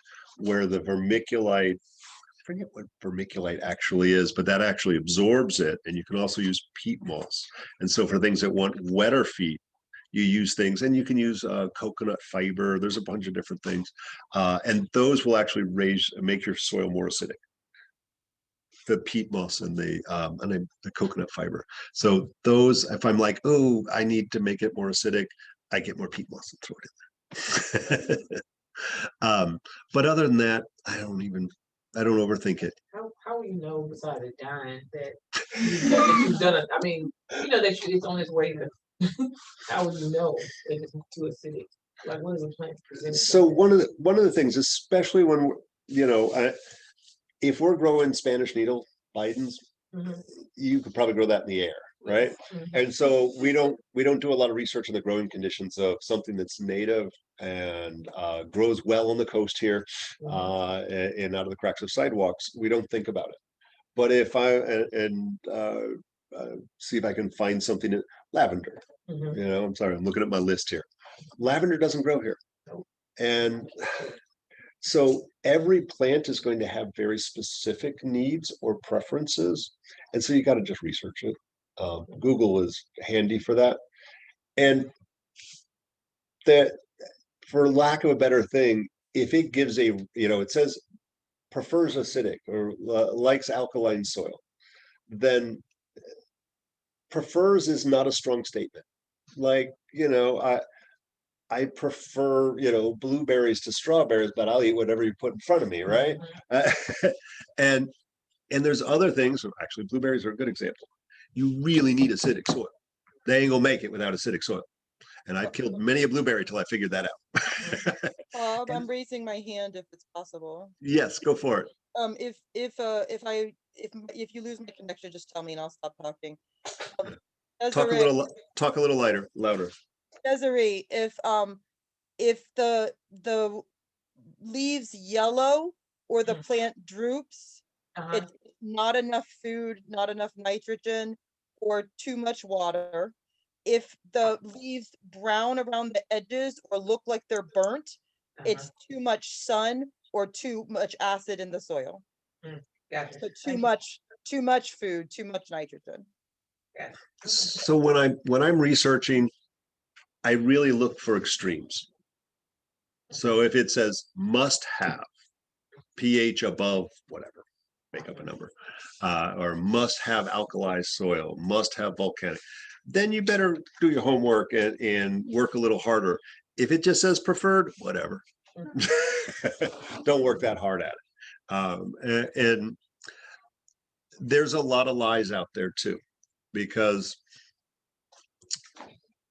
there's plants that when you buy them at Home Depot, don't buy your plants at Home Depot and Lowe's, but we've all done that. I know. Don't lie. It will say full sun. They're lying. It's full sun in Maine, not here. And so we have to use a little bit more discerning when we look at that. The only thing that likes full sun is cactus. and after that, maybe aloe. And so most things would like a little less than full sun. And a lot of things that when it says part sun to full sun, probably wants half and half in Florida, or morning sun. But the summertime here destroys things, us included. And so it's really important that we kind of look at that discerning eye. And sometimes the tell, because, well, that's what the label says. How am I supposed to know? There's some tricks to it. And one of them is think about what cactus and aloe looks like, right? Because like everybody's like, no, I can go. It's literally growing in the parking lot in the back of the office, right? At the clinic, we got we got staff parking. Y'all don't go back there. There's a couple spots back there, and I literally in front of the backstop there for the parking spaces, I have aloe growing. In case I have somebody comes in and needs some aloe, I'll cut off a leaf. It's right there, and it's never been watered. It has nothing but sand and exhaust fumes, and yet it's thriving. I freaked somebody out at Herb Day. Lemongrass is another one. And it's literally between us and the mustard seed, which is next door to us at the clinic. I have a wall of lemongrass growing out of the concrete. And I've never watered it, full sun. So think about what the leaves of a few of those full sun, drought tolerant, grows out of the cracks of rocks. They tend to have leathery, hard leaves. They're oftentimes spiny. So literally the thorns on a cactus are leaves. And so if we see hard, waxy, leathery things, they're likely, not a guarantee, they're likely to handle full sun better than delicate, soft things, right? Think about ferns and mints. They're soft and they're fragrant and they're delicate. They fold over easily. If I go to grab the plant, it just snaps up. Those are not going to make it. So we really have to think about, what does the plant look like? So if we're like, okay, the label's obviously a lie, I killed 6 of those already. Then we start to think about, what is it? What does its leaves tell us about that? And that can take you a long way. I screwed up a lot of plants, and I tend to, especially when I'm experimenting, I buy 3. One goes in the sun, one goes half and half, one goes in the shade. Let's see who makes it. And that's a little mean. I hate killing plants. I get really frustrated when what I do doesn't work, and I'll use some judgment with that. I can even experiment sometimes with soil composition if I can't find the research or I just don't have time, which is sad. So, there's definitely a lot of experimenting that is super appropriate. You know, it's great when we have a staff of gardeners to teach us everything and take care of it. But like, most of us are growing out of our house or our back porch out of a couple pots or a raised bed. I said raised bed. Let's talk about raised bed. Raised beds for the beginning gardener, and there's versions of raised beds, is probably the easiest way to garden. It's and there's kind of two versions of raised beds. One is literally build a structure, and some of you might have seen that little concrete structure we had out in front. That's a fancy raised bed, right? And we got a bunch of those scattered around. You can do that with a bunch of boards. I've seen people do it with cinder blocks. I'm not a fan of cinder blocks, but I actually have some cinder blocks back there I did it with. You can also just go, I'm just going to pile the soil up and call it a day. Like that's a type of raised bed. Some of the problems are soil, like we have lots of bugs in Florida, or you, in case y'all didn't notice, we got, roaches that will rip your face off and things like that. And so we have lots of flying things. Well, we've got lots of crawling things, and we have lots of digging things. And so nematodes are, I would say that nematodes and cutworms are my least favorite critters in the world. And nematodes and cutworms will come and kill your plants with gusto. How many of y'all have killed tomato plants here? Don't lie. Like you planted it and 3 days later it fell over dead. Anybody ever have that? You got visited by cutworm. So I learned a long time ago, before you plant it, actually wrap a little newspaper around the stem where it actually just below where it meets the soil and just above, and that sometimes protects it from the cutworms. Also, the nematodes are these little tiny little critters that come and suck the juice out of your roots. And so I plant this plant and you did all the right stuff. You did this beautiful soil and you pull it up and there's all these weird warty looking things all over the roots. You got visited by nematodes. So there's poison. I'm not a fan of poison. We got enough poisons being tossed into our soil and into our aquifer. You can try to cover it and smother them. Sometimes that works, usually not. Or you use raised beds. And so the raised beds are pretty good. Like I have nematodes everywhere I want to plant. So usually what you do is some people use newspaper, some people use cardboard. I've not used carpeting. That seems a little creepy and synthetic. But I know people do that, whatever. So you put down a layer of something to basically press the grass down and smother it, ideally. Usually 2 or 3 feet wide, wider, better. It's easier to work with. And then you start to layer in your soil. So we're looking at soil, which can be our sand, or it can be, you can buy some fancy pre-mixed dirt from any one of the nurseries and so forth. Then you're layering in compost, poop, dried leaves, and so forth until you get it like a foot or so off the ground, and it just kind of depends what you have options of. But putting multiple layers of that in is really the trick to it. And then you plant right into that. So that can be literally on the ground. And you may have to periodically add more compost to it or more soil, and that's fine. If you do it too narrow, then it just erodes away. So like I'd say 2 feet's the minimum. I think 3 feet's a little bit better. And then you plant in the center. And it works like a champ, and it protects you from nematodes. If you do a raised bed, it's really helpful. You still want to do lasagna, right? Lots of layers of stuff, but really helpful to throw a lot of twigs and leaves. If you do a raised bed, still put down your cardboard, because otherwise you're just going to get some really long grass growing out of the center of your stuff. So put down protective layer. Throw in a bunch of twigs or logs, and there's the Hugel culture is an idea. They put logs down there. I find it doesn't work as well. I kind of limit it to the size of my wrist and a bunch of twigs. that actually starts to break down and it absorbs water. So you kind of got this reservoir of moisture in, you travel, whatever. And so it kind of keeps it down. Fill it all the way to the top, because you put all this organic matter in. Over the next year, it will break down and it will settle down. Otherwise, especially like we've got a raised bed on the side there where I have,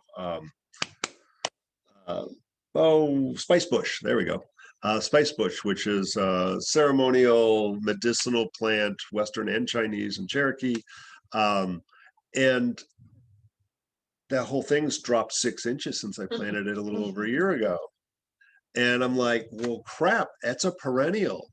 How do I add more soil in? And so it's fine if I would just planted a bunch of carrots and tomatoes and I could just do it every season.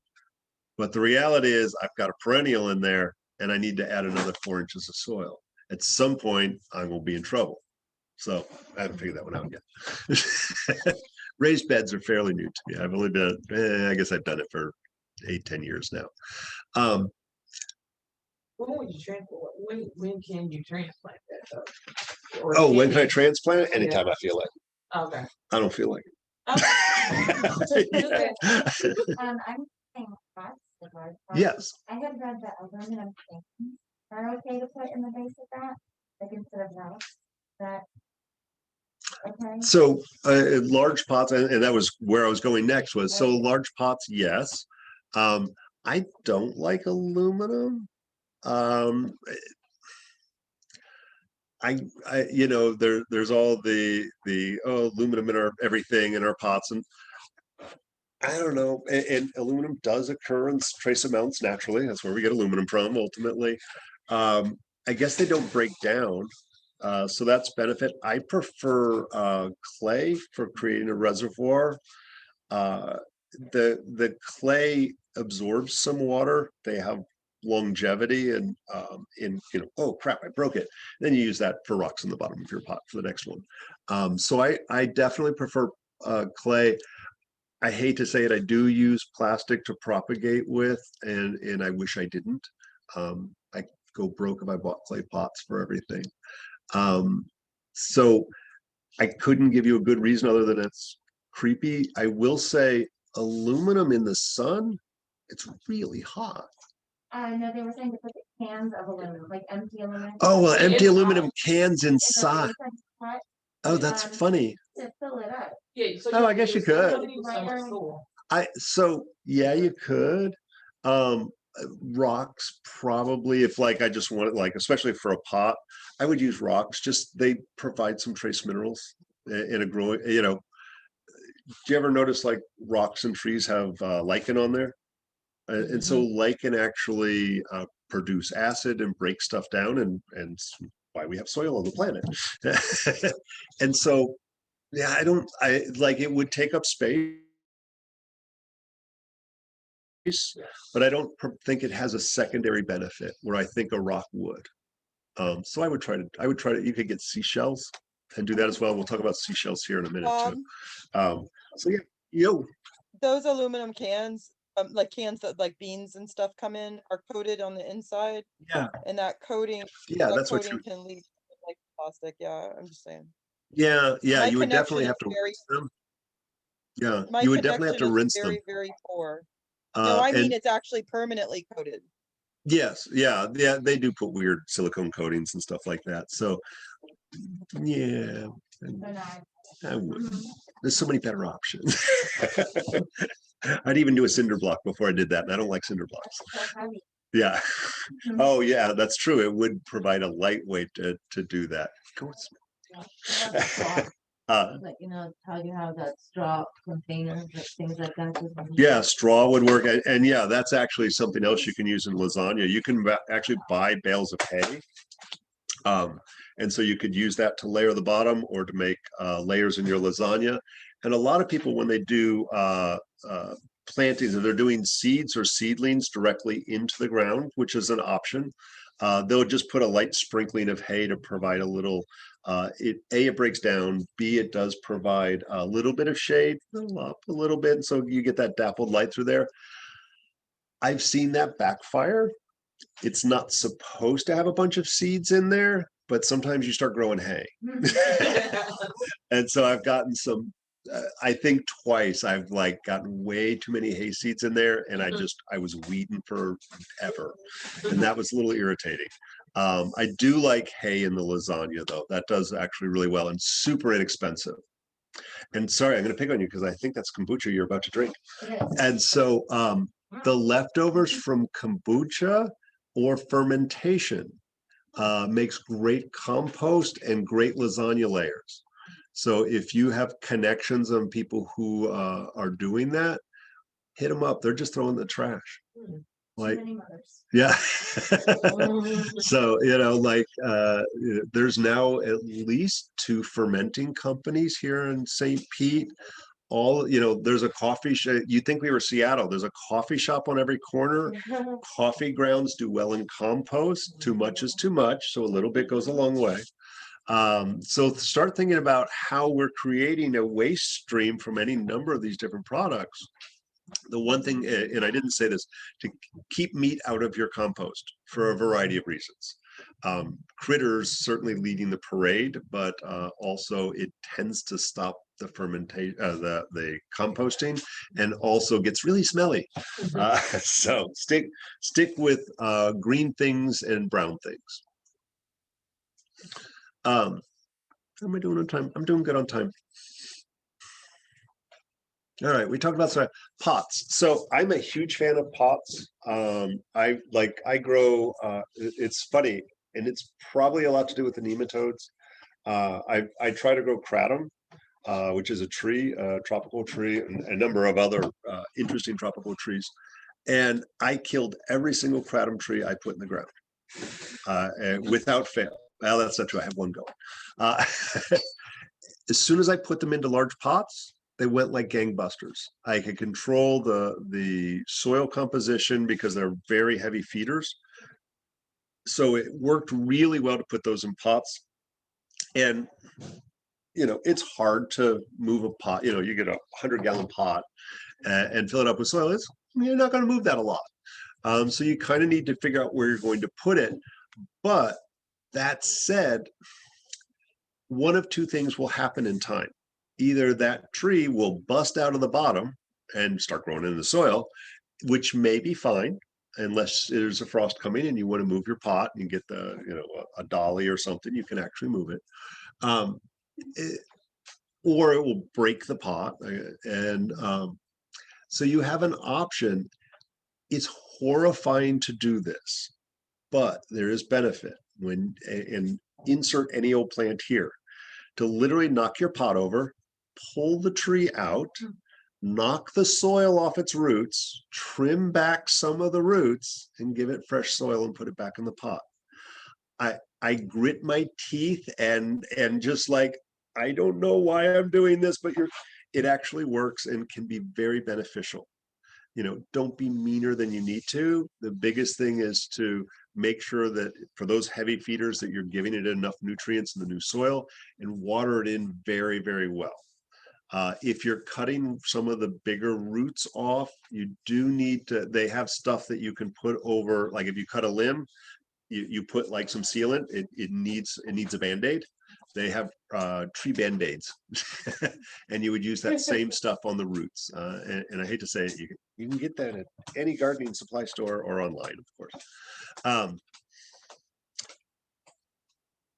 With pots, the big thing to look for pots is drainage. You can also, for things that like wet feet, you can put a bottom on it, and so you just keep a small amount of water there. Or if it wants well-drained soil, you put rocks or perlite or something in the bottom. And so you can really control what happens in that pot a little bit better. If you're starting at the little 4-inch pots, you can just continue to go up into pot size until you're like, yeah, I can't let this anymore, I'm going to stop. But always watch for what we call root bound, where those roots have gotten so tight in there, it's now starving. And it's challenging sometimes. If you go to transplant something that's root bound, again, you have to do horrible things of like tear those roots, otherwise it will die. It will literally strangle itself and die. So I always watch my pots. I need a pot here. There's a pot. And so there's little drain holes in the bottom of most pots, right? Always turn it upside down and go, oh, look, there's some roots coming out. That's your tell. It's time, you know, you don't have to rush, but if you see a couple little white roots starting to come out in the next month, you need to transplant that into a larger pot. And if you can, you know, if you're at your local garden nursery and you go, and you pull it out and it's in the perfect shape of the pot, just put it back. It means it's really root bound. And so it can be really, really challenging to work with that. Let's talk about some plants. One of the things, and I'm going to say one more thing. When people are you know, you bought a pot of something and you put it in the ground in particular, a lot of times people water it for the first day or two, and then they forget about it. So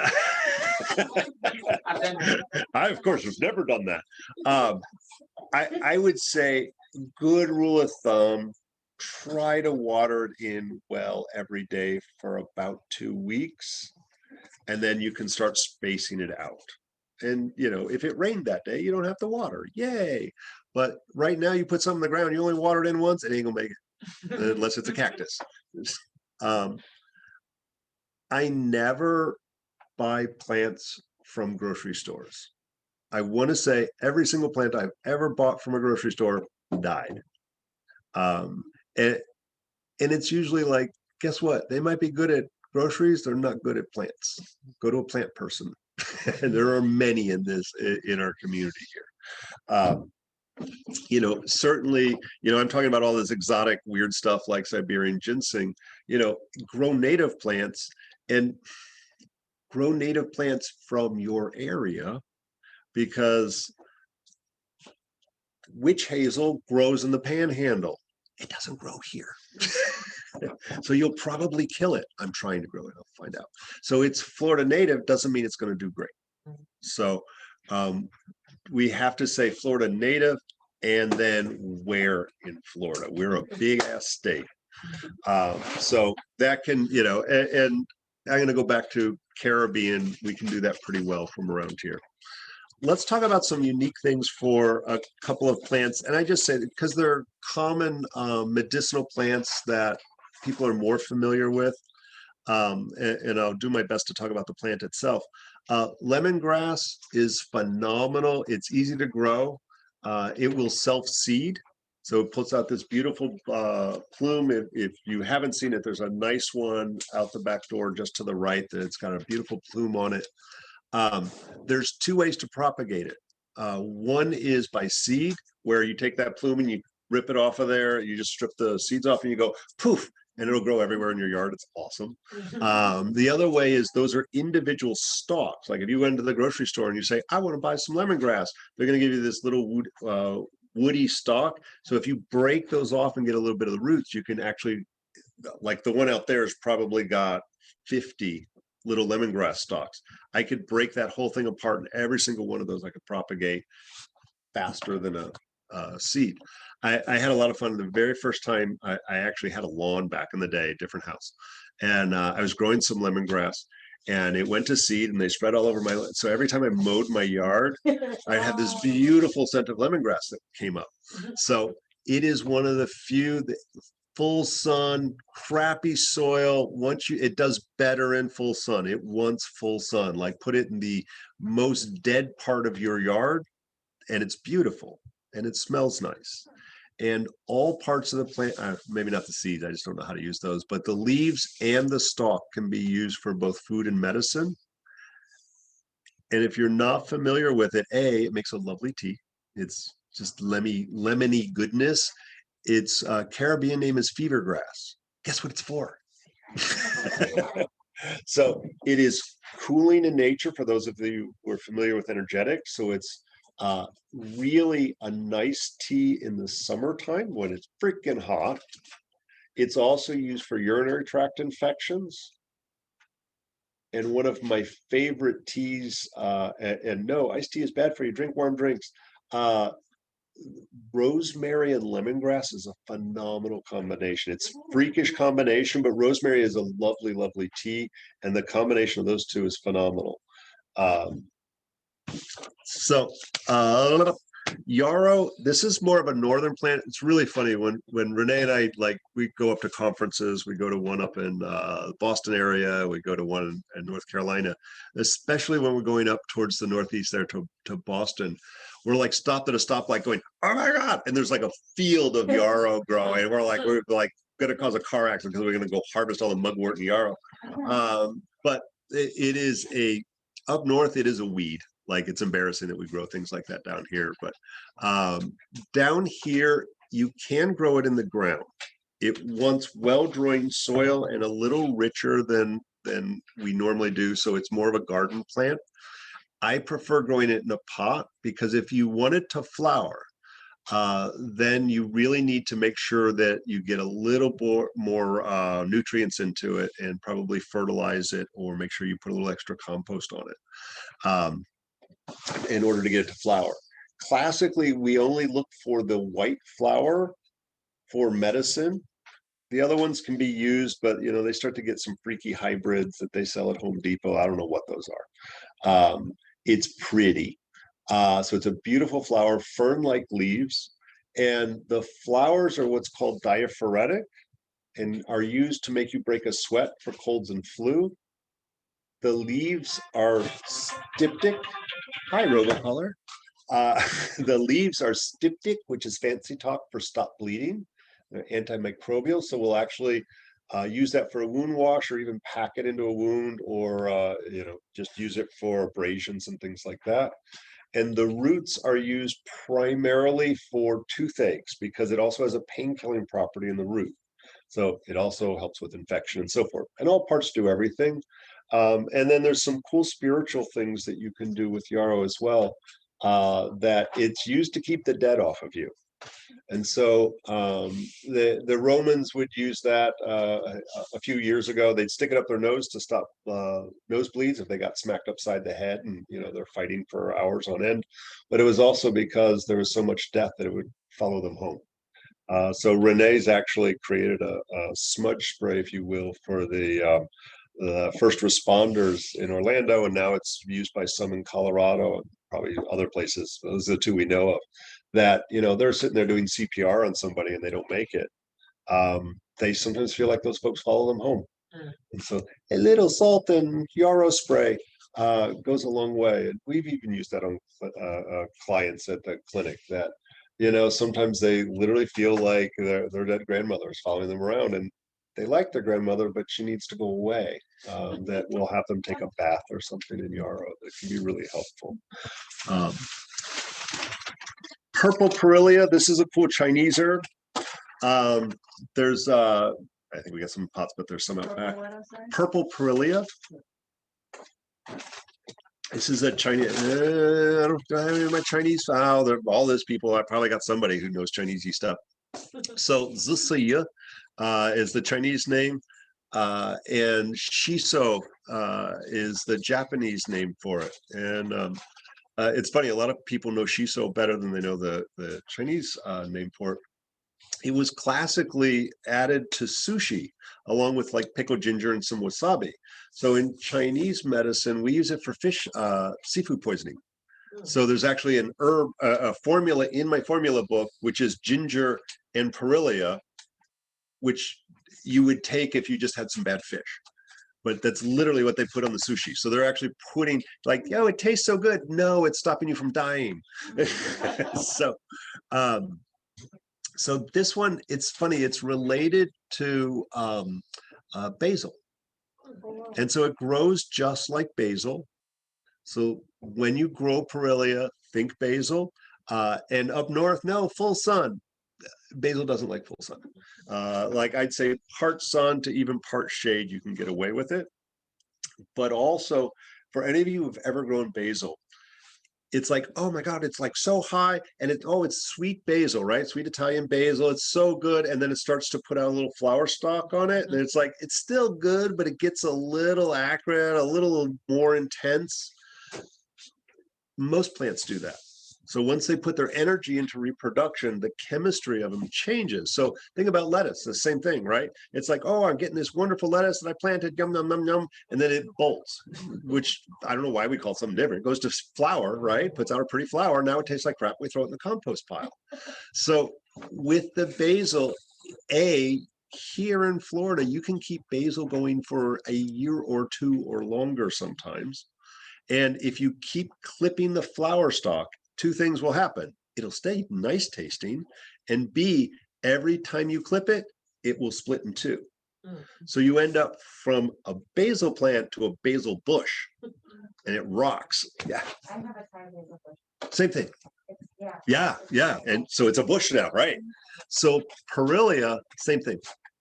And so at that said, at some point, I always let it go to seed because it will reseed itself. Where basil, it's a little bit harder. Sometimes it doesn't always do that. But the Perilla, it's beautiful because it is purple. It's like green and purple. And so you have this little blanket of green and purple all over your yard. I think it's stunning. You can totally make pesto out of it. It's a little intense, so I would mix it half and half with regular sweet basil. Besides the seafood poisoning, if you have holy basil, yay, holy basil we say is good for everything. It's still basil. And so it is for stress or tense conditions. It makes everything okay. Pirillia is slightly less strong. So we use it for everything from bloating and tension in the stomach to stress. And so it's a tea, it's a funky tea, but it's okay. And you can just walk by and eat it too. I keep wanting to hit my slide. I was like, no, that's all the people there.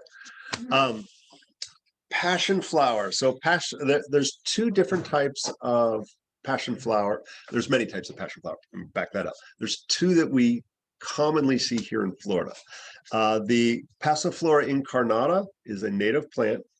It is the herb of commerce, and it's what we use. Like if you go and say, I want some passion flower tea, that's what you're buying, incarnata.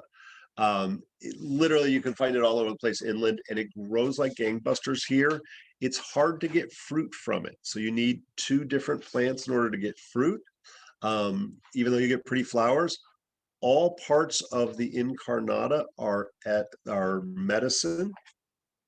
A lot of people like the passion flower or the passion fruit, in which case there's another species, Edibilis, which the fruit has some of the anxiolytic, the relaxing anti-anxiety properties. And so like when we have it, it's literally, I think it came from our neighbors, but now we have our own. It came over the fence, another tree, it ate our tamarind tree, and then it was like trailing all over the place. There was hundreds of fruit, like up north where you get zucchini dropped on your it's like a weed that people can't give it away fast enough. That's what we do with passion flower or passion fruit. And so I had this nighttime routine. I like my late night snacks, you can tell.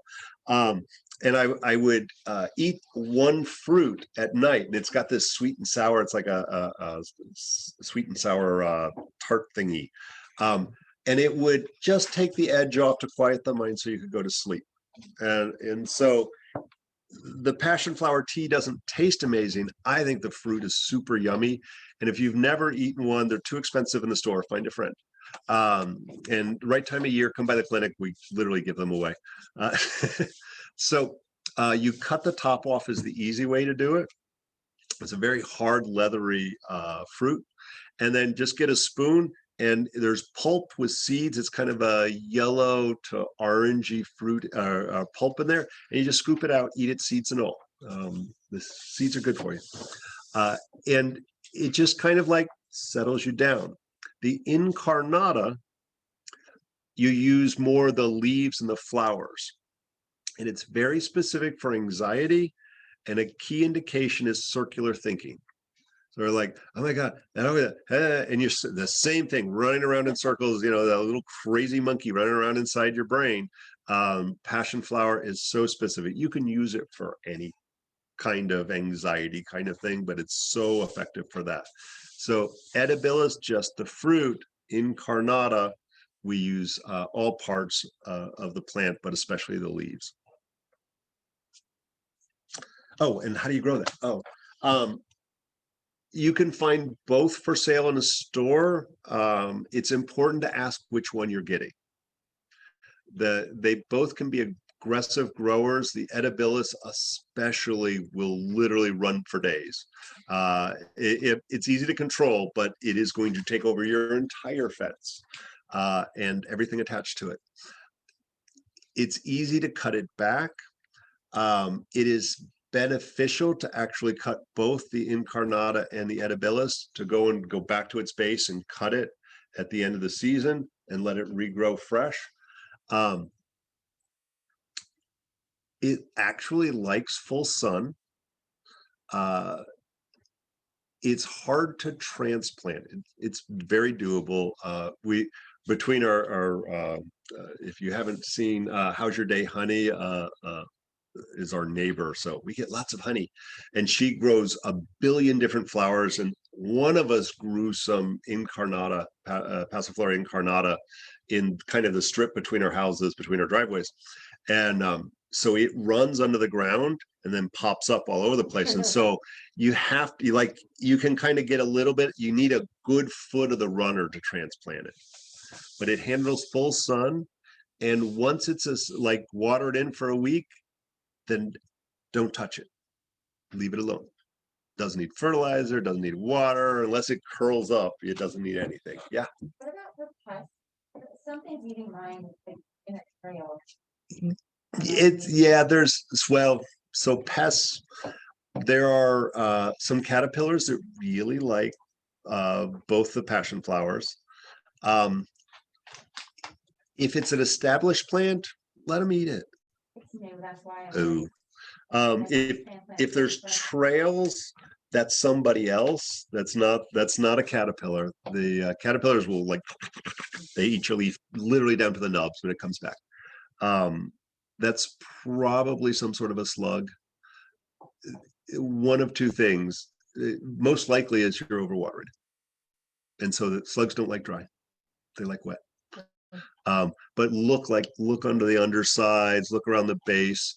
These hide in there somewhere. And also, you don't need to mulch passion flower. It likes well-drained, crappy soil. So we like it because it is. And even if you're like, oh, the stupid slug or whatever killed it's not necessarily dead.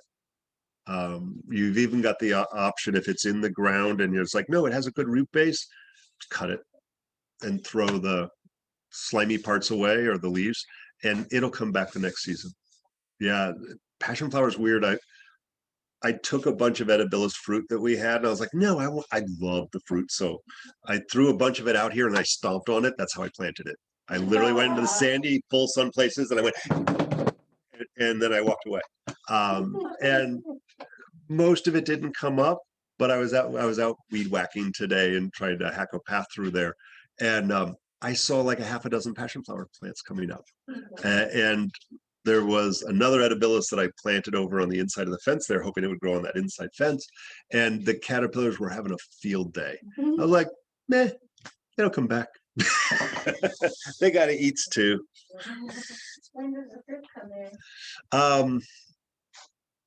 That should be in the fall. Correct me if you want on that, Renee, because I think it's in the fall that it starts to come, in like early fall. And the whole time that it's growing, I literally like, oh, look, there's fruit. That's how I find out. The most beautiful flowers ever. And I don't have a picture of. Passion flower is not an aphrodisiac per se, even though it has the word passion in it. It's named after Passion of Christ. Looks like the crown of thorns. Hey, The edibilis can go twice. Like right now it's blowing up. Oh yeah, that doesn't surprise me. Sometimes even 3 times. It just depends on the sturdiness of it. I have one that was in another place that I lived for 20 years, and the base root was bigger than my leg, like coming out of the ground, and went over a house, and that thing would flower 4 times a year and go to fruit because it had that substantial food Yeah. like store from the stock. So right now, the one in the back is going. Is it got fruit on it? Yes, it's got 100 of it. Oh my God. Yeah. Well, check the clinic for fruit in another week. Yeah, and so we're about 4 months out from the last like overdose. Yeah, that's what I was thinking. Yeah. So buy annually or quarterly, even if it's super Yeah. happy. It seemed like we had it for 6 months. We were picking fruit. That's what I'm so saying. That's why I was like, I don't remember what it happened. I think we can't judge our yard because it's a marked botanical spot and Yeah. it's unbelievable. Yeah. And so I think we're lucky that it's super happy in direct sun, but it's also reached over onto the big pine that's like 50-foot tall, that huge one to the side, and Yeah. starting to go over the creek into the park. It is a bully. You have to hack it back sometimes. Well, Good as it also, to me, it's also saying how happy it is, and that Yeah. could be why we're getting a second fruit. We have several people who have said online in the chat that theirs is fruiting right now. Oh, nice. Okay. See, I haven't walked back with Herb Day and everything going on in the last month or so. I literally barely walked into our yard, which is a sad statement. So passion flower, it's like I said, it's Passion of Christ kind of idea. That said, it's used as an aphrodisiac for people who can't quiet their mind down. So if it's like, am I doing it right? And they're like, oh, I got to stop thinking about work, blah, blah, blah. Then it's helpful for being present. And so it's really helpful for focusing the mind and being present in the 1,000 different ways that may manifest. Ashwagandha, it's so funny. We should have ashwagandha farms in Florida. So like, obviously we get ashwagandha from India. It is considered Indian ginseng. It's in every adaptogen adrenal formula you've ever seen. I've gotten up to 6-foot roots out of it. That was an anomaly. And it is the root that we use from this plant. You can grow it from seed. I think we've got a couple small plants that I grew from seed right now. I'm not sure if I saw any out there today. If not, we probably have in the clinic if they're left over from Herb Day. It'll say full sun. I don't find that it likes full sun. Half and half or dappled light does great. There are a number of critters that love the leaves and branches. The caterpillars in particular. I think the one we've got in the yard right now is maybe 4 years old. It's this high. I don't even want to guess at how long the root is because it's in a mound. So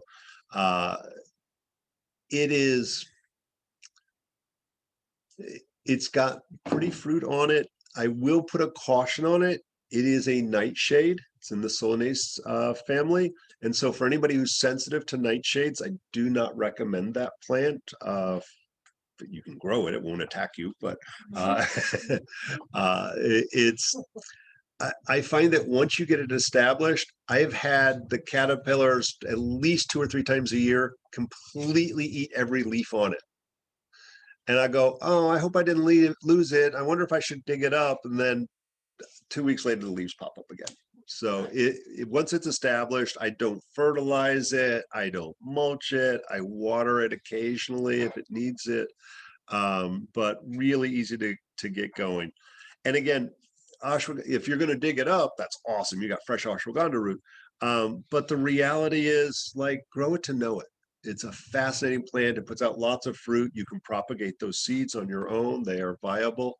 And if you're using it as an herb for yourself to manage stress or depleted whatever, China and India kind of have similar problems, and there's a lot of adulteration in the herbal industry, all of their industry, and there's a lot of pollution in both of those countries. And so for something like that, to be able to grow that here, where we can control the quality control and make sure that it's organically grown and so forth, we're going to not only get fresher, and fresh counts when it comes to herbs. It's like if you've ever smelled or not smelled old mint versus, oh my God, freshly dried or freshly off the vine, it's like this amazing intense smell. How long does it take for an ashwagandha root to be harvested, dried, cut and sifted, shipped to the wholesaler here, for me to buy it from the wholesaler to go onto my shelf? It's oftentimes a year. from the time it's harvested to the time that it shows up in your tea. So I think it's important that many of these as possible we grow ourselves, and then we know exactly where it came from. Bacopa, no, buy my Bacopa. It's a weed. It's all over the place. So it's Bacopa montanari. That is the herb of commerce. It's known as Brahmi, which we know it from India. So Brahmi is kind of a powerful thing. That's like one of their highest gods. And so this is a powerful, powerful herb. It grows in marshy areas in full sun. So you'll find it alongside an old creek bed, sewer outlet, street drains. If you have a low spot in your yard and you're watering your yard like with a sprinkler system, it's probably growing in there. The problem is, if you have this beautifully manicured yard that you're watering, you might also be using fertilizer and other creepy stuff. And if you're harvesting it from some sewer drain or creek bed, that's probably really disgusting. So one of the things that we tend to do is we try to find it from as clean a place as we can, but even then I don't trust it. We'll pull it out, we'll propagate it, cut fresh growth off, and then grow from that fresh growth. Yeah. Bob, I'm raising my hand when you have a chance. Yo. So I have two things. I have something from somebody and something I want to say. I know where our Gotu Kola is growing unencumbered with no fertilizer in Gulfport. Oh, cool. At a public place. So if anybody wants to go and get it, I'm happy to tell them. It's bizarre, but I'll tell them. You're an herb ahead of me. Yeah. Oh, I thought that's what you were talking about. You were talking about Bacopa. Bacopa. Yeah. Oh, I'm so Bacopa sorry. montanari. I'm so sorry. My brain morphed them together. You know why. So come back to that. And then the other one, whenever you have a chance, I have a question about another plant you're not talking about. So just let me know if you have. Okay. I'm muting again. Yeah. So if you can grow it in a pot. It wants wet feet. So just make sure you either water it a lot or get some sort of a saucer or something that you keep a little moist. And it can totally dry out. It'll do fine. The Bacopa is for its brain food. So I remember talking to an Ayurvedic guy. He grew up in India. He was like, he was so excited because it was like, no, every day before school, they would grind up squish up a fresh teaspoon of it, and they would eat that before they went to school so that they would do better in school. And he was very specific, never after 2 p.m. because it was almost too stimulating and too focusing. So definitely one of those things that we always put into many of our brain formulas for stuff. Gotu Kola is another Ayurvedic herb and a companion plant. We always say Gotu Kola is more drying, Bacopa is more moistening. And so we'll change the ratio of those two plants. We almost always use them together and adjust it to the individual. The Gotu Kola also brain food, but also used specifically for connective tissue. And I would say connective tissue or brain-related tissues that are inflammatory. So we've used Gotu Kola with pretty good success with things like autism and severe autism, TBIs and things like that. And again, a memory is its primary way we think about it. Gotu Kola doesn't need as much moisture. I use it as a ground cover in our garden to keep the weeds down. You can put it in a hanging pot or hanging pot. It'll actually kind of trail out. It's really pretty. Whether you want it to or not, may do that. And personally, I think it tastes good. I'll walk out in the garden some mornings and I'll just grab up a handful and just stuff it in my face and just eat it like it was lettuce. We've got it growing in the clinic in the back in the garden there that I'll walk out there. It's like, all right, I need a break. And I just go out and eat a leaf or two. I try to eat something live off the plant every day. It's kind of my morning routine. It's oftentimes Gotu Kola because I need more brain power. And it's not a rhizome because it's above the ground. I don't know. So you'll actually find like it'll have a little runner. There we go. That's a runner, and it puts up some leaves. And so every one of those you can cut and make a new plant. And so it'll put down little roots. And so super easy to propagate, move it around to different places. Although it wants nice soil, well drained, and so not rich, but at least some amendment to the soil is preferable. It will not grow well over mulch. So if you're getting mulch, it'll tolerate it, but the mulch will actually smother it. So be careful with mulch around it. It would rather just go through your lawn.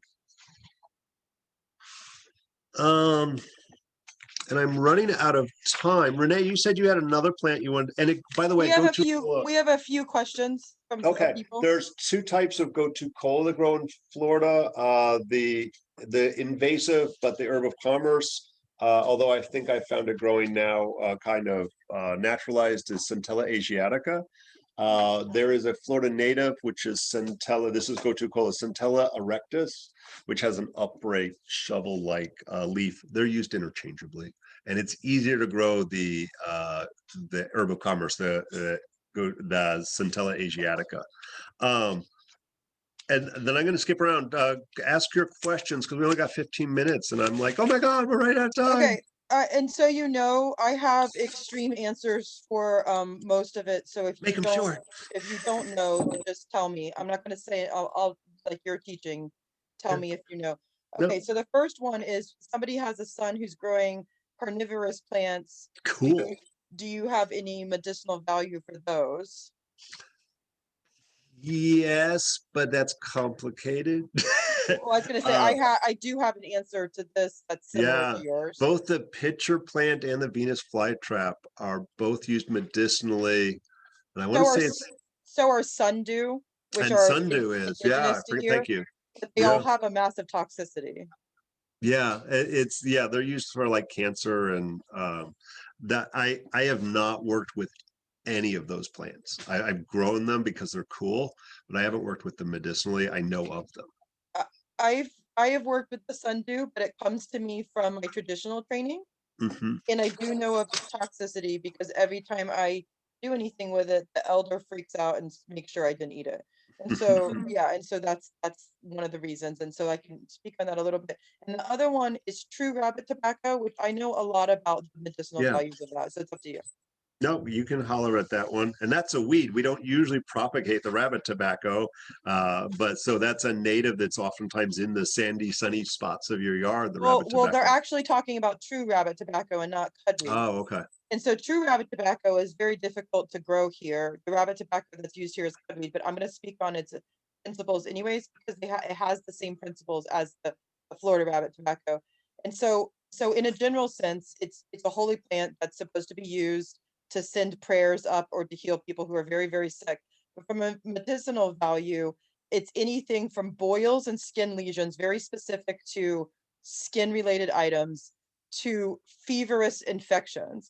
So it would be used many times as a wash or lesions and boils and things that would not heal, like hard to heal. Again, think damp, hot infections.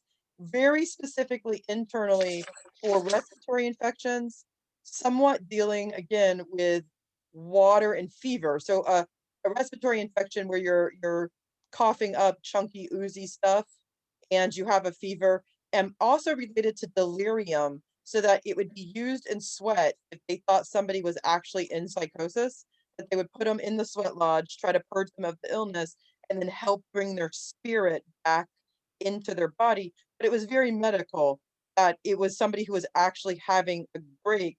And generally, when it's written about from an ethnobotany term, it's fevers who have caused that break and that delirium, or fevers that have caused a child to have a seizure and they can't get them quite back, that they'll give them a tea and they'll have them continually drink the tea and then do a steam and put the steam in front of them. So even here in Florida, the other rabbit tobacco would have been used that way. And there's not a lot of sweat lodge going on in the Florida tribes. They used it a different way. And so respiratory infections, washes for infections that are oozy, so eye or skin, and anything with a fever and lots of moisture. And it's very, very much used as a medicine as well as something that's holy. Okay. Yeah. Tea Is is that it? fine. Yeah, that was the two that were the thing, and then some Okay. other people helped answer the questions for each other. Okay. So it was- Oh, yes. Could Renee just say like the true rabbit tobacco, the Latin name? And as Renee, do you remember the Latin names of our local species and then the true Latin, the true species? Because I don't remember the Latin names on those. yeah, like I'll write them into the chat, and then if, I guess they're not on the chat, are they? Nuh-uh. Okay, so let me type it in. Go ahead and double check them and then shout it out. But I'm curious as to what kind she's Yeah, and I'm not sure. I can no, I can totally. Just shout it out in a minute. Well, it's a super hard one to say because it's from a it's like pseudodagnaphalium. Like it's really hard to say. Like pseudodagnaphalium is what I'm thinking. And I'll try to write it down. And Bob, I'll write it down to you, and then you can write it on the board. I'll personally Okay. send it. Does that make sense? Okay, Yeah. thank you. I want to talk about the lavender. I'm going to skip a few here, so I apologize, just because time is short. Lavender. There's 3 types of lavender we generally look at here in Florida: the English lavender, the French fringed lavender, and the Spanish lavender. Good luck with the English lavender. It belongs in England where it's foggy and cool. So yes, you can get away with it for a little while, but it's work. The French fringed lavender is pretty easy to find and generally the easy one to grow. And I'm going to give you a few tricks on it. The Spanish lavender, I've only seen it once and I can't find it anymore. And so I'm pissed. So anybody has some, I want cutting. One of the tricks with lavender, like if you plant it in like October, it'll do wonderful right on through another month. And then it usually dies. It'll usually get some mold or fungus on it because once our high humidity comes back, once our heavy rains start plopping down and just drowns it, it's so many plants aren't designed for that. So one of the ways that I've found that works to combat that for any number of plants, and sage, like stuff your turkey sage, which is also medicinal, specific for sore throats, and lavender.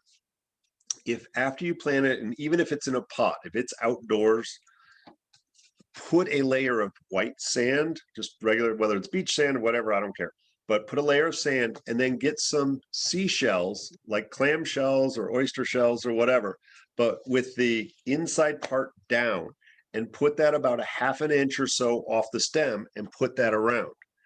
What happens is, as the rains come, instead of hitting the dirt and splashing up the good black dirt up onto your plant and killing it, it will hit the seashell and run down. And so I've managed to keep them alive through multiple blooms and through a couple of seasons by doing that. And if you're lucky enough to find Spanish lavender, go for it. French fringed lavender you can find pretty regularly almost anywhere. And so any of those are great. It will oftentimes say full sun. It's a lie. That's great for France. Here, I would say part shade to part sun, or dappled light works really well. Lemon balm, and I'm going to say I bring that one up just because of mints. Mint in general, lemon balm is a type of a mint. Generally shade to lemon balm in particular doesn't want sun. So I'd say dappled light to part shade to shade. And that's true for many of your mints. They will not tolerate full sun usually. They like richer soil and not wet feet per se, but they want moisture soil, so you don't need to make sure they're well drained. Up north, like mint ate my yard. That ain't gonna happen here, don't worry. You should be so lucky. And lemon balm, if you didn't know it, is a wonderful tea. Think lemon mint. It's also a gentle calming without being sedating and specific for the herpes virus. And so that's all herpes virus, from oral to genital to shingles.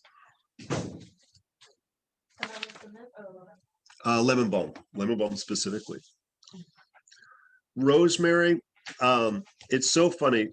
If you're going to choose like I have a brown thumb, go with rosemary, because if you take care of it, you'll kill it. Totally neglect it. Don't buy it from Publix. So rosemary grows on the cracks of rocks on the coast of the Mediterranean. So you don't need fancy soil. It'll take a little bit of amendment, but it doesn't want a lot. It does not need to be mulched, nor does it need to be watered. Like if it's in full sun and you water it more than once a week, you're going to kill it. So literally the least amount of care possible. Once it's established, i.e. you see a little bit of growth on it, go ahead and start harvesting it. In general, never, and opinions vary. If you're pruning, if you're harvesting, I like to keep it around a quarter of the length of a branch. So if you're like, yay, my rosemary is this big, like you take maybe that much off of it. So rosemary, yum. Make tea out of it. Remember, lemongrass.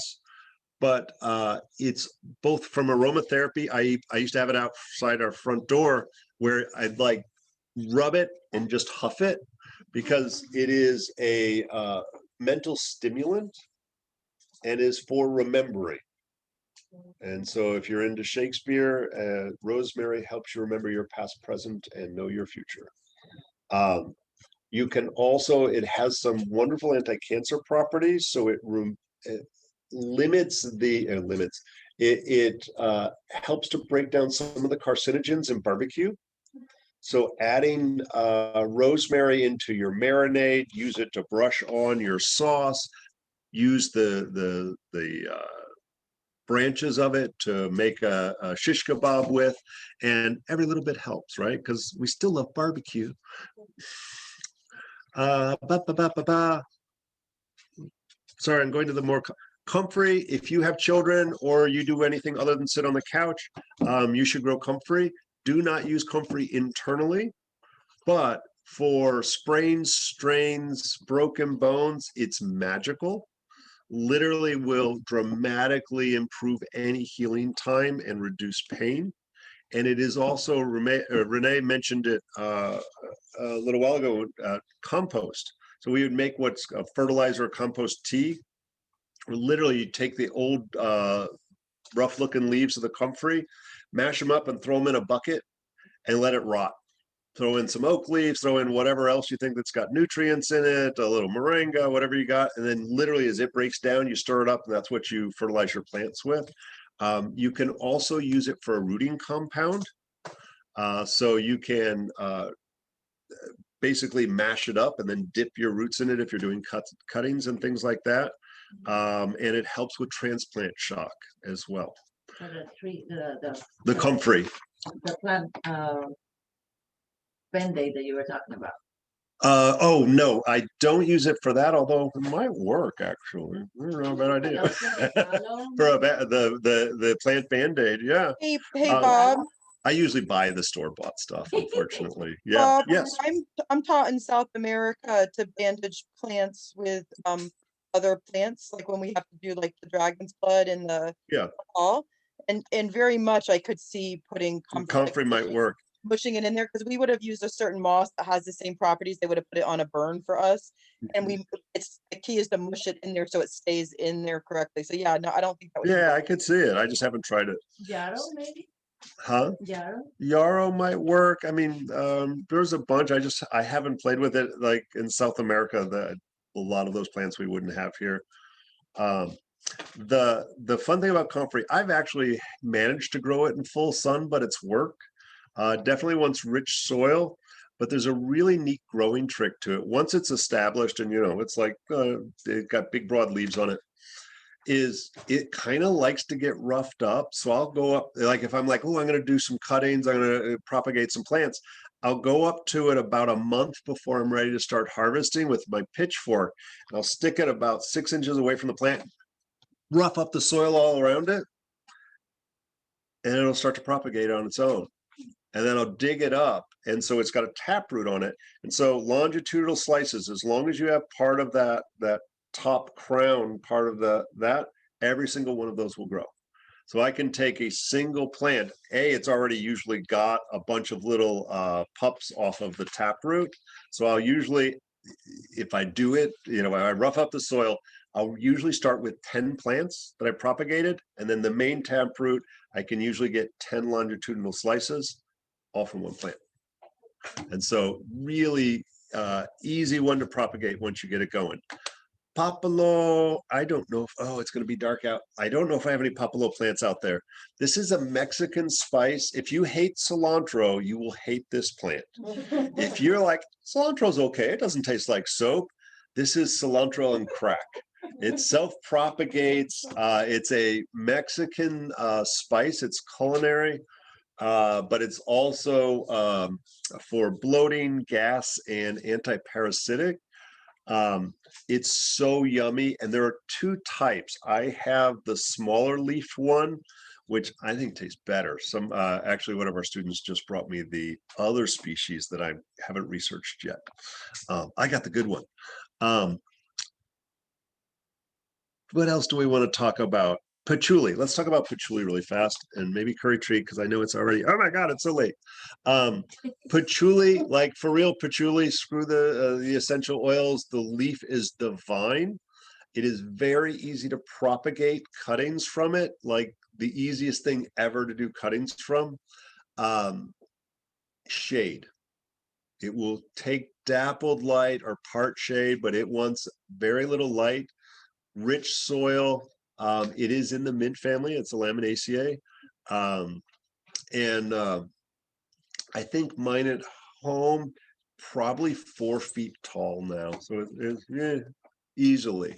In a pot, not in a pot. It does great in the ground. Once it starts going, it goes like gangbusters. Curry tree. I'm going to say that one really fast. It can be kept in a pot and kept as a bush. It is, if you plant it in the ground, it's an understory tree. I think mine's maxed out now at about 30 feet or so. It's pretty, it seems to handle any amount of light. Ours literally is under the oaks and the pines and everything else, and it does just fine. It's been there at least 8 years, maybe longer. The leaves, it's not where curry comes from. Curry is a blend of spices. It's used in southern Indian cooking, and throwing it in a pot of rice in a stir fry, it's just divine. And a lot of spiritual uses as well. It would be kind of, it's not Olympia, but literally where they wipe you off. It is definitely used for that. And there's a couple out there. Obviously, we got some plants out there. Feel free to pull off a leaf and taste it. It's super cool. We don't use pesticides or anything, obviously. The rest are on here. Sorry, we don't have more time to cover all of those. There's too many plants. So the biggest thing is start small. Think about what your lifestyle allows you. If it's like, yeah, I'm got a balcony on my condo, then start with a pot and start with something really simple. Rosemary, like who doesn't need more of that? As much as you want to give it. Yeah, that's the nice thing. Most people are like, it's the full sun porch. And you know, give it a decent sized pot. And experiment, do one at a time. If this is all new to you, and remember, if you're from up north, the growing season is the opposite. And don't forget about the importance of the good soil bacteria. So bring a little of our soil into it. And that will make such a difference to incorporate some of those good bacteria into your soil. It's funny, and I'm sorry, you know, we'll have to schedule another time to do it. Talk to your plants. They care. Touch them. They like it. If some of you, you know, if you've been to some of our classes in the past, we've got the plant singing machines, where you can actually watch the plants respond to your stimulus. And you know, we haven't done that class in a while. We'll sucker Renee into it one of these days. Yeah. Because it is like, no, it's something we eat. Yeah, yes, it is. It is your food and medicine. It was what keeps us alive. It is a sentient being that gives itself to us. And so as we nurture those plants, we nurture the soil in order to bring that about. We want medicine from it. We want food. We want sustenance. We want it to keep us alive. So in the same way we give, if you say grace or anything like that, we give thanks for these things. Speak to it every day. Why would I walk? Somebody I know that I raised, you wouldn't walk by your child or your dog and not give them a nod and a hey. So you're going to raise this literally to provide you life. So say hey, give it a pat on the head, throw a little water at it every once in a while, and it's a nice routine.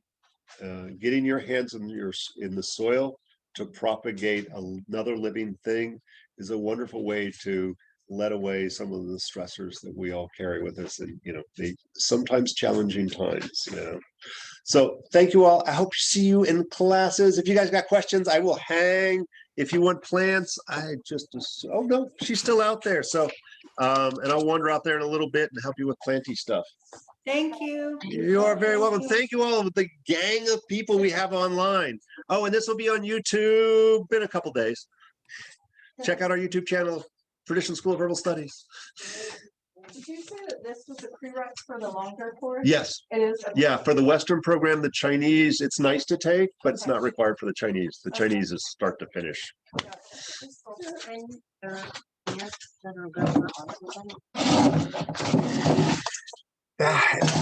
Yes, but it always comes down to 1,000 different things. Nettles would probably be the only other one I would say without like seeing the human.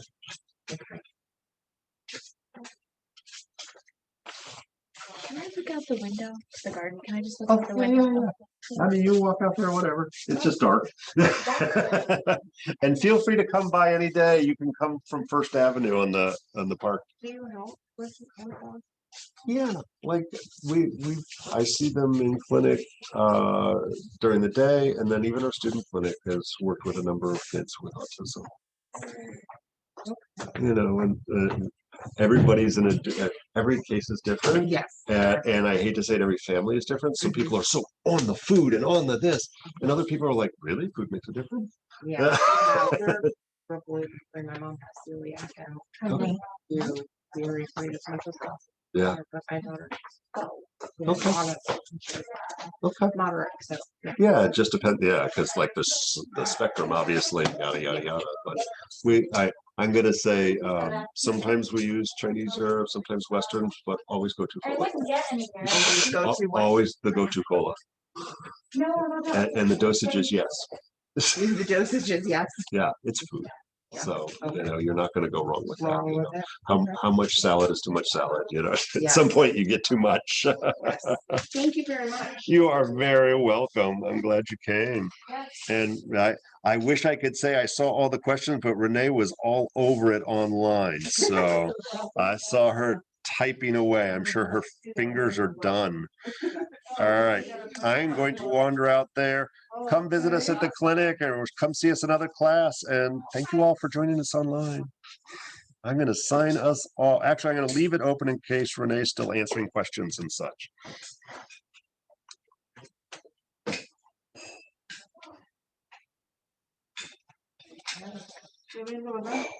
Yeah. Sarah, I'm happy to talk to you about the okra as medicine if you want. Are you still there?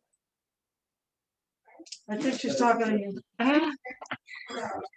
Hi, I asked about the Nafolium, pseudo-Nafolium. Yeah, I also see a question. I think it's from Sarah about the okra that I was saying. I saying. don't No, it's somebody who's online. know where Sarah is.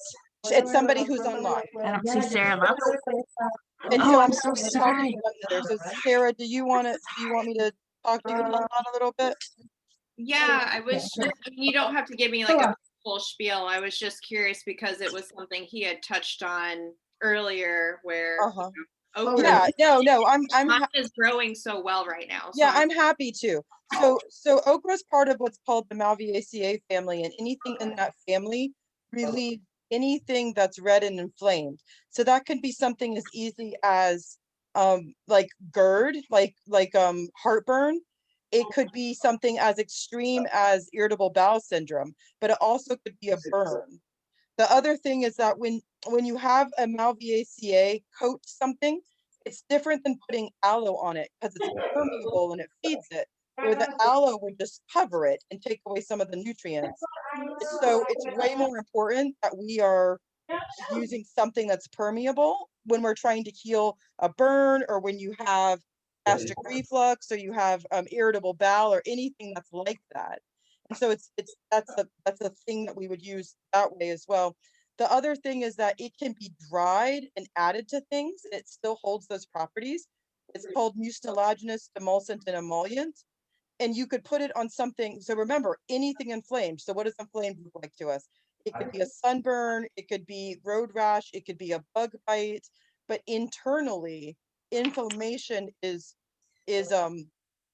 like chemotherapy and like really harsh things to our body. Anytime anyone says to you, like a doctor, well, you get that because of inflammation. Well, that's what that is. So just like if someone's not really wanting to eat it, making it dehydrated and making it a really good seasoning so that it will be like a crunchy snack, like a potato chip, ready to go. But again, you can dry it and just put it in your mouth as powder, swallow it, and get the benefits in the big long tube all the way down. So that's an important thing to just kind of know in your life. So think anything red and inflamed, but you growing it, even the stems and leaf, you could chop it up and put it in the dehydrator or dry it out in the sun and jar it up and save it for later. Like, that's something that you could use during any time as part of just something you have in your first aid kit for many, many things, animals included, because if they lick it off, it doesn't matter.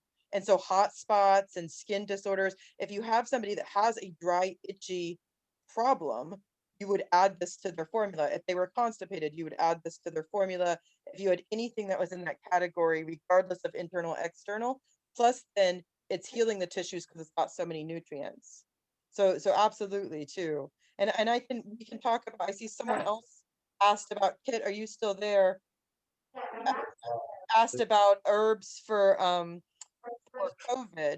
And so the symptoms of COVID and pre-COVID symptoms are a dry, lingering cough that you can't get rid of. And so the okra we're talking about is very precise and specific like that. It would move phlegm that was out, that was stuck. We could also use Sida, S-I-D-A, that's something that grows very well in Florida, and Bidens, B-I-D-E-N, or Spanish needle. And so those are things that we definitely put into all of those formulas. And then plantain, Plantago major, not the banana. So plantain, again, moves mucus out, all of those things, including the okra. Wet up the mucus that's dried and adhered and move it up and out of the body. And so it's why the cough is lingering, because usually there was a fever and usually all the moisture was used up. So the phlegm gets stuck, and then that will get secondarily infected. And it's one of the reasons why we have such an issue and why it's not being kicked out, because normal medicines try to dry that all up so that you can breathe better. And if it's already dry and the germ is trapped there, it's not going to come out. So that's another way to deal with it. So that would be the Malvaceae, like the okra, cranberry, hibiscus, just plain hibiscus. And then we would say Sida, S-I-D-A, Sida, any of them, and they're like weeds, and there's a video on one of our on the YouTube channel showing you what it is. And then Plantago major, plantain, not the banana, but the plant, also a weed that's out in Florida, and also a video about it. And Bidens or Spanish needle, all of those together even would be a great formula. And I think the vaccine, because that was the question that just popped up, I think the vaccine is correct for the person that it's correct for. So like if you're going to suffer more from getting the illness, if there's a possibility of death and not being able to breathe, if you have secondary conditions, then I encourage you very much to get the double dose vaccine, not the Johnson and Johnson. But if you're fairly healthy and you have a peer group that can care for you, like if you have access to us, and I think that it's your choice at that point, whether or not you want to get vaccinated. Either way, we have help for both of them. We have seen COVID and long haul COVID and COVID reactive from the vaccine from week one in the clinic and handled it with bells on, no problem. And throughout our nation, all the herbalists are working together for that as well.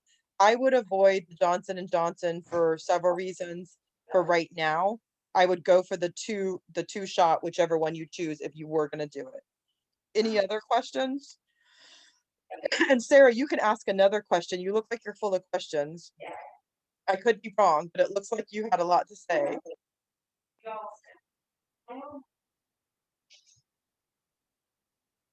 Yeah, the spice bush I'm happy to talk to you about, and I'll go over the concerns for the J&J for sure.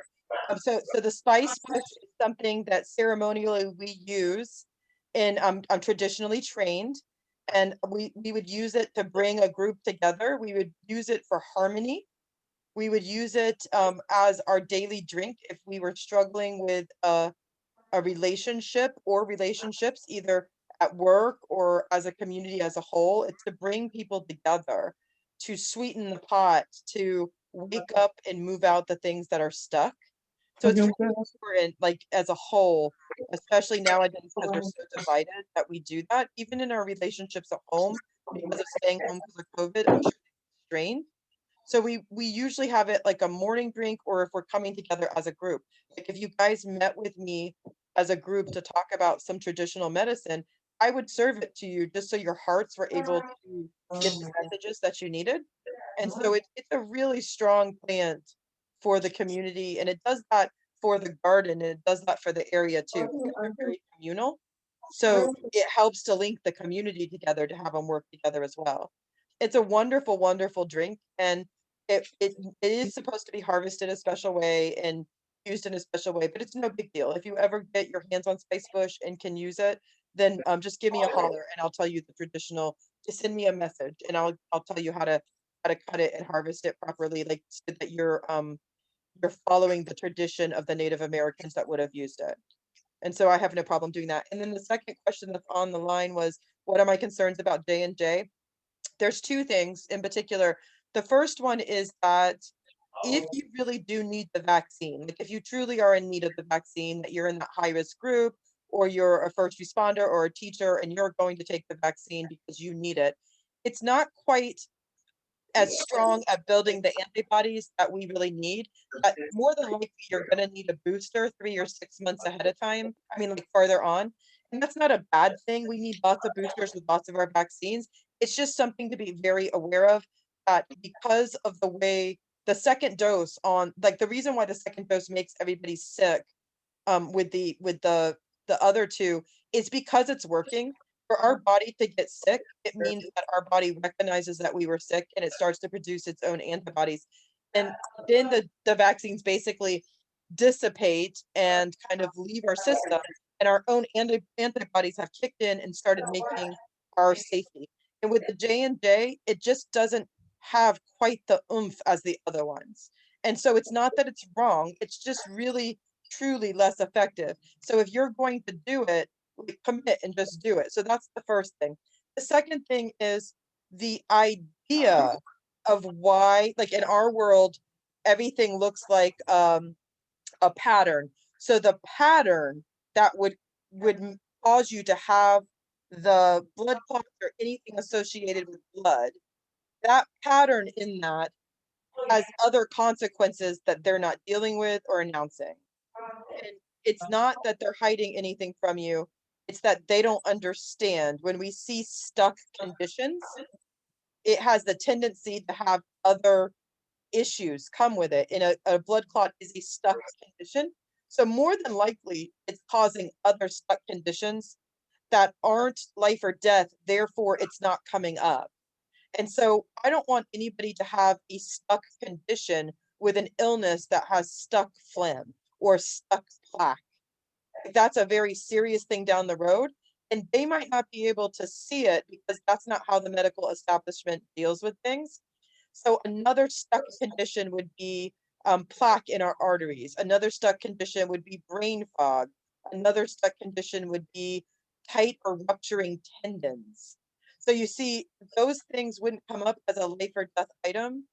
And it might be something that later on down the road happens and we don't realize. And so I just rather not have that happen. And as a general practice, the other two vaccines have been studied for a very long time. We have COVID viruses, SARS viruses, And so those particular vaccines, whether anybody realizes or not, have been in the works for one of them for 10 years and the other one for almost 2 decades. So we really actually do know how that acts in the body. And it really is a very, very low side effect in comparison to averagely used vaccines. So I believe them to be a stronger vaccine for less of a side effect for right now. And you really actually do want to be a little sick when you take your vaccines, because your body, that means your body's it's having a stronger reaction naturally and building your immunity. So I hope I explained that properly and you could hear it. It's not that you're welcome. It's not that it's wrong. Like, go for it if that's the one, like you're afraid of getting sick with it, go for it.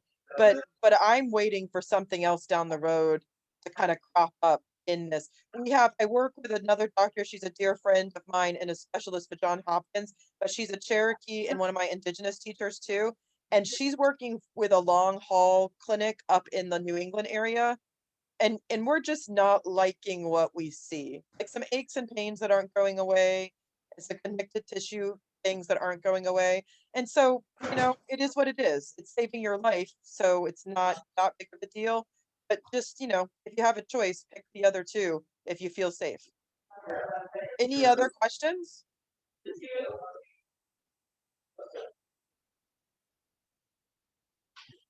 Hi. Yes. So I'm still here. I just am wanting to understand, when we were talking about the pseudonaphtalium, is it the sweet, so it's the sweet everlasting versus the cudweed? That's just what I was No, reading. so let's talk to that. Let's talk about that in a general sense. So when all the Native Americans when all the indigenous folk that were past maybe Gainesville into the Georgia, Alabama, Carolina, up into the eastern seaboard, when they all had to run and disperse to run from like being put onto a reservation, the ones that made it down into Florida, it was all swamp. Like, the reason we can live here now is because we drained the swamp. And so the stuff that grew in the swamp, particular, was cudweed. The other thing is, in all other places, all cudweeds are used ceremonial, whether it's Celtic Viking, whether it's in Africa. And so the rabbit tobacco that can grow here is the Florida rabbit tobacco, which is cudweed. It can be all cudweed that grows here. The true rabbit tobacco that you ever always read about, if you were going to read about a Cherokee or a Blackfoot, up north rabbit tobacco, again, it's that group, that classification, that family. So really it's interchangeable, that all cudweeds can be considered to be rabbit tobacco, especially here in Florida. And up north, all true rabbit tobacco, all of them can be considered to be rabbit tobacco. Because what would happen is, literally on the other side of the mountain, or the other side of the creek, or the other side of the state, we would have different growing conditions. So only that one would grow there. And that tribe would be like, oh, you're crazy. This is rabbit tobacco. And so all of our ethnobotany tells us, but I'm actually trained, and my family's been here since the 1600s. So it's really about the one that grows closest to you. Because if you are in an area that is sorrow filled, let's use St. Pete for an example. If St. Pete was still having the protest and those young kids who are so hurt and so upset, then that rabbit tobacco in that area is going to know that. It's going to know the footprint. It's going to know the tears of that person.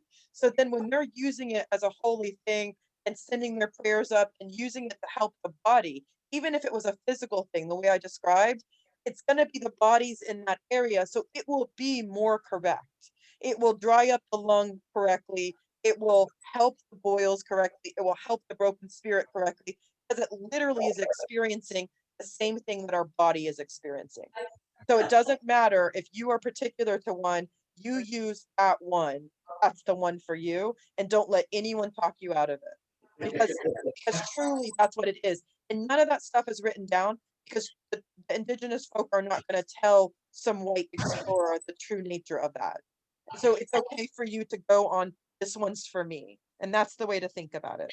Thank you so much for No problem. taking the time to talk about that. I really, really, really love cudweed rabbit tobacco. Yeah, So then thank you. that's it. Then that's And- it. Then that's yours, and you live it and you be it. And that little fluff that's at the top is intoxicating and magic. So even though you dry it, you save that fluff for very, very special times and for your medicine bag.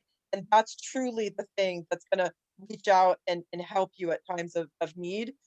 And you'll know the time to use it.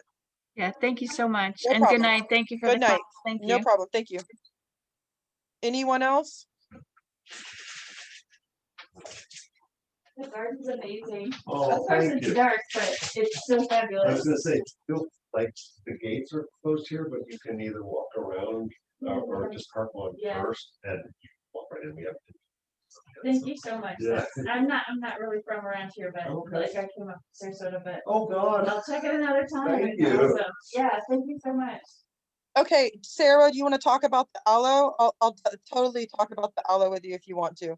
The aloe in particular, so I grew up in Florida, so of course we know aloe for everything from burns to heartburn to, like, there's aloe every 32 seconds. It's like shitting around. We use all of the succulents the same way. The problem with the aloe in the old time, and I'm gonna make a joke about this, but it's true.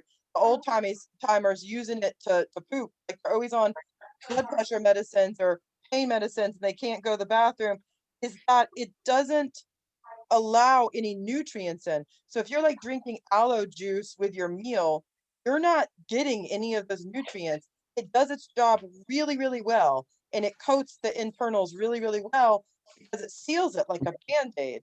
And so you're not getting any nutrients when you take that at all. So it's very important that everybody understands that. So if you took medication with it, it's not going to work. The second thing is, like, let's use that on the outside. If you used it for a burn and it was a real burn, like a 2nd-degree burn, again, not permeable, and you may want that. But technically, with like blistered burns, we want them to breathe. So if it seals it and it seals that moisture in, it may be causing infection, just like we wouldn't tell you to put a salve on a burn either, for the same reason, like petroleum over it. So if you use something like the okra or the roselle, the hibiscus or plantain that had those mucilaginous properties, but it was breathable, you're still going to get a seal and a coolness on it. You're still going to get the tissue knitting, but it breathes. It allows things to pass back and forth. So even though that it's protecting it, that it absolutely positively allows for just the breath of the skin and the exchange of good nutrients. So you could even do a wash, like an herbal wash with it in it, and it would get the wash, but still seal it. And then Michael, I teach all of the Western herbal classes, all of the spiritual classes, and I'm mostly always there for these classes too. Just tonight, I'd been out of town for 2 days and I drove in from hours away. And so I was home because of that. I also teach mostly all the Thursday night classes, which are more explanatory. Like I'll go between medical and traditional healing as well. And so you'll always see my name on the class, and Bob and I almost always teach everything together. So I'm very much present in the Chinese classes if it's possible. And he will ask if there's anything like this that I would know as an expertise. But Thursday night classes and the Western program is majority me.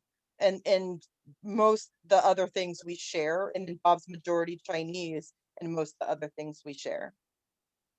Sarah, do you have another question?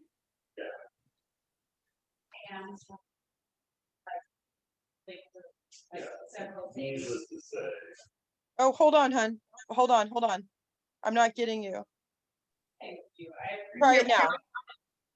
Hi, Hey, you hear me? Okay. yeah, I got I you was now. just saying, I'll probably think of more before I roll into the 101 class. Okay, that's completely fine. And we're always completely down to answer these. Like if Bob posts this on YouTube and you go in and answer, I'll respond. Like every day I'll go in and respond and answer the questions. And if it comes up that somebody has a question there, it gives me a message. And even if, like, hypothetically, even if I'm driving and I see it, I'll try to answer.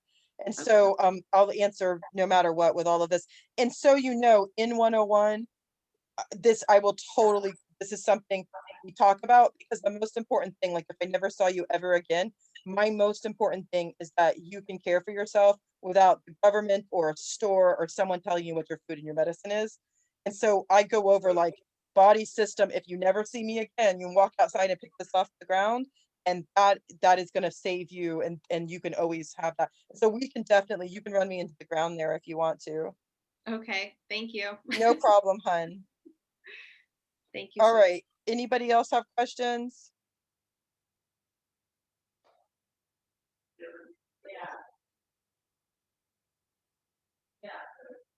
So, so Michael, I will tell you, like, I hope you can hear me. So I want to make sure that you know. So I hope that you can hear me, Michael, and I want to make sure that you know that I am indigenously taught from two factions. And I'm for more than that. Like my native here, like my people wouldn't be alive if it wasn't for the Native Americans that were here.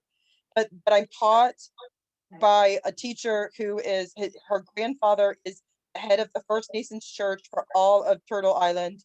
And I'm expected to speak in a certain way when I speak about the things that they have taught me, that lineage. And I'm also taught by South American tribes. And I go to South America and I stay with those tribes, and they are my friends and my family. And I'm expected to speak a certain way with them. Now, that being said, I am fully, graciously, and overwhelmingly aware of cultural appropriation. And when I speak about the things that are native, that are here, that the native tribes here would have used, it's because that's the way I stayed alive. And that's what my ancestors taught me. That's what my family taught me. So that you'll never have to worry about with me saying anything that's out of step with that, because I'm alive because my family was taught this by these people and kept alive, and therefore my ancestors taught me. And I'm very happy to say I'm very much a Viking woman that is Scottish and Irish. When you see me, you'll see that there's no mistaking that. And I'm sure where my genetic line comes from, but the essence of who I am for the past 300 years is this peninsula. And so there's a lot of weird things, a lot of West African medicine that I know because I was taught by Linde in West African medicine. I will never, ever claim to be indigenous. And if I teach you something indigenous, it's because a First Nations person told me to. That's the only time it will be said. And when I'm speaking about the Cherokee things that I've been taught from both Eastern Band and Western Band, I don't allow you guys to record it. I don't allow the stories to be told. I stay strictly with what my elders have taught me, and I will never step on those toes. So when I say something definitively, it's because I was taught that as my ancestors' teaching, and I make sure to very specific and precise about that I've been expected to do that since I was a small child from several different factions, from African, South and Central American, and from our Western and Eastern Band First Nations people. And so I'm just telling you that as a matter of when I speak definitively versus I've been told. And so I will never be one of those people that says something that you read in some book from some white woman in the city. In fact, I'm scared of it all of the time. So I hope that helps in some way. And I spend the first half of class telling my lineage and expecting you to be able to understand that you're now officially from that lineage. So I make that very clear in the first part of class. So I hope that helps you. And Renee, it's 9 o'clock, so I say we shut it down.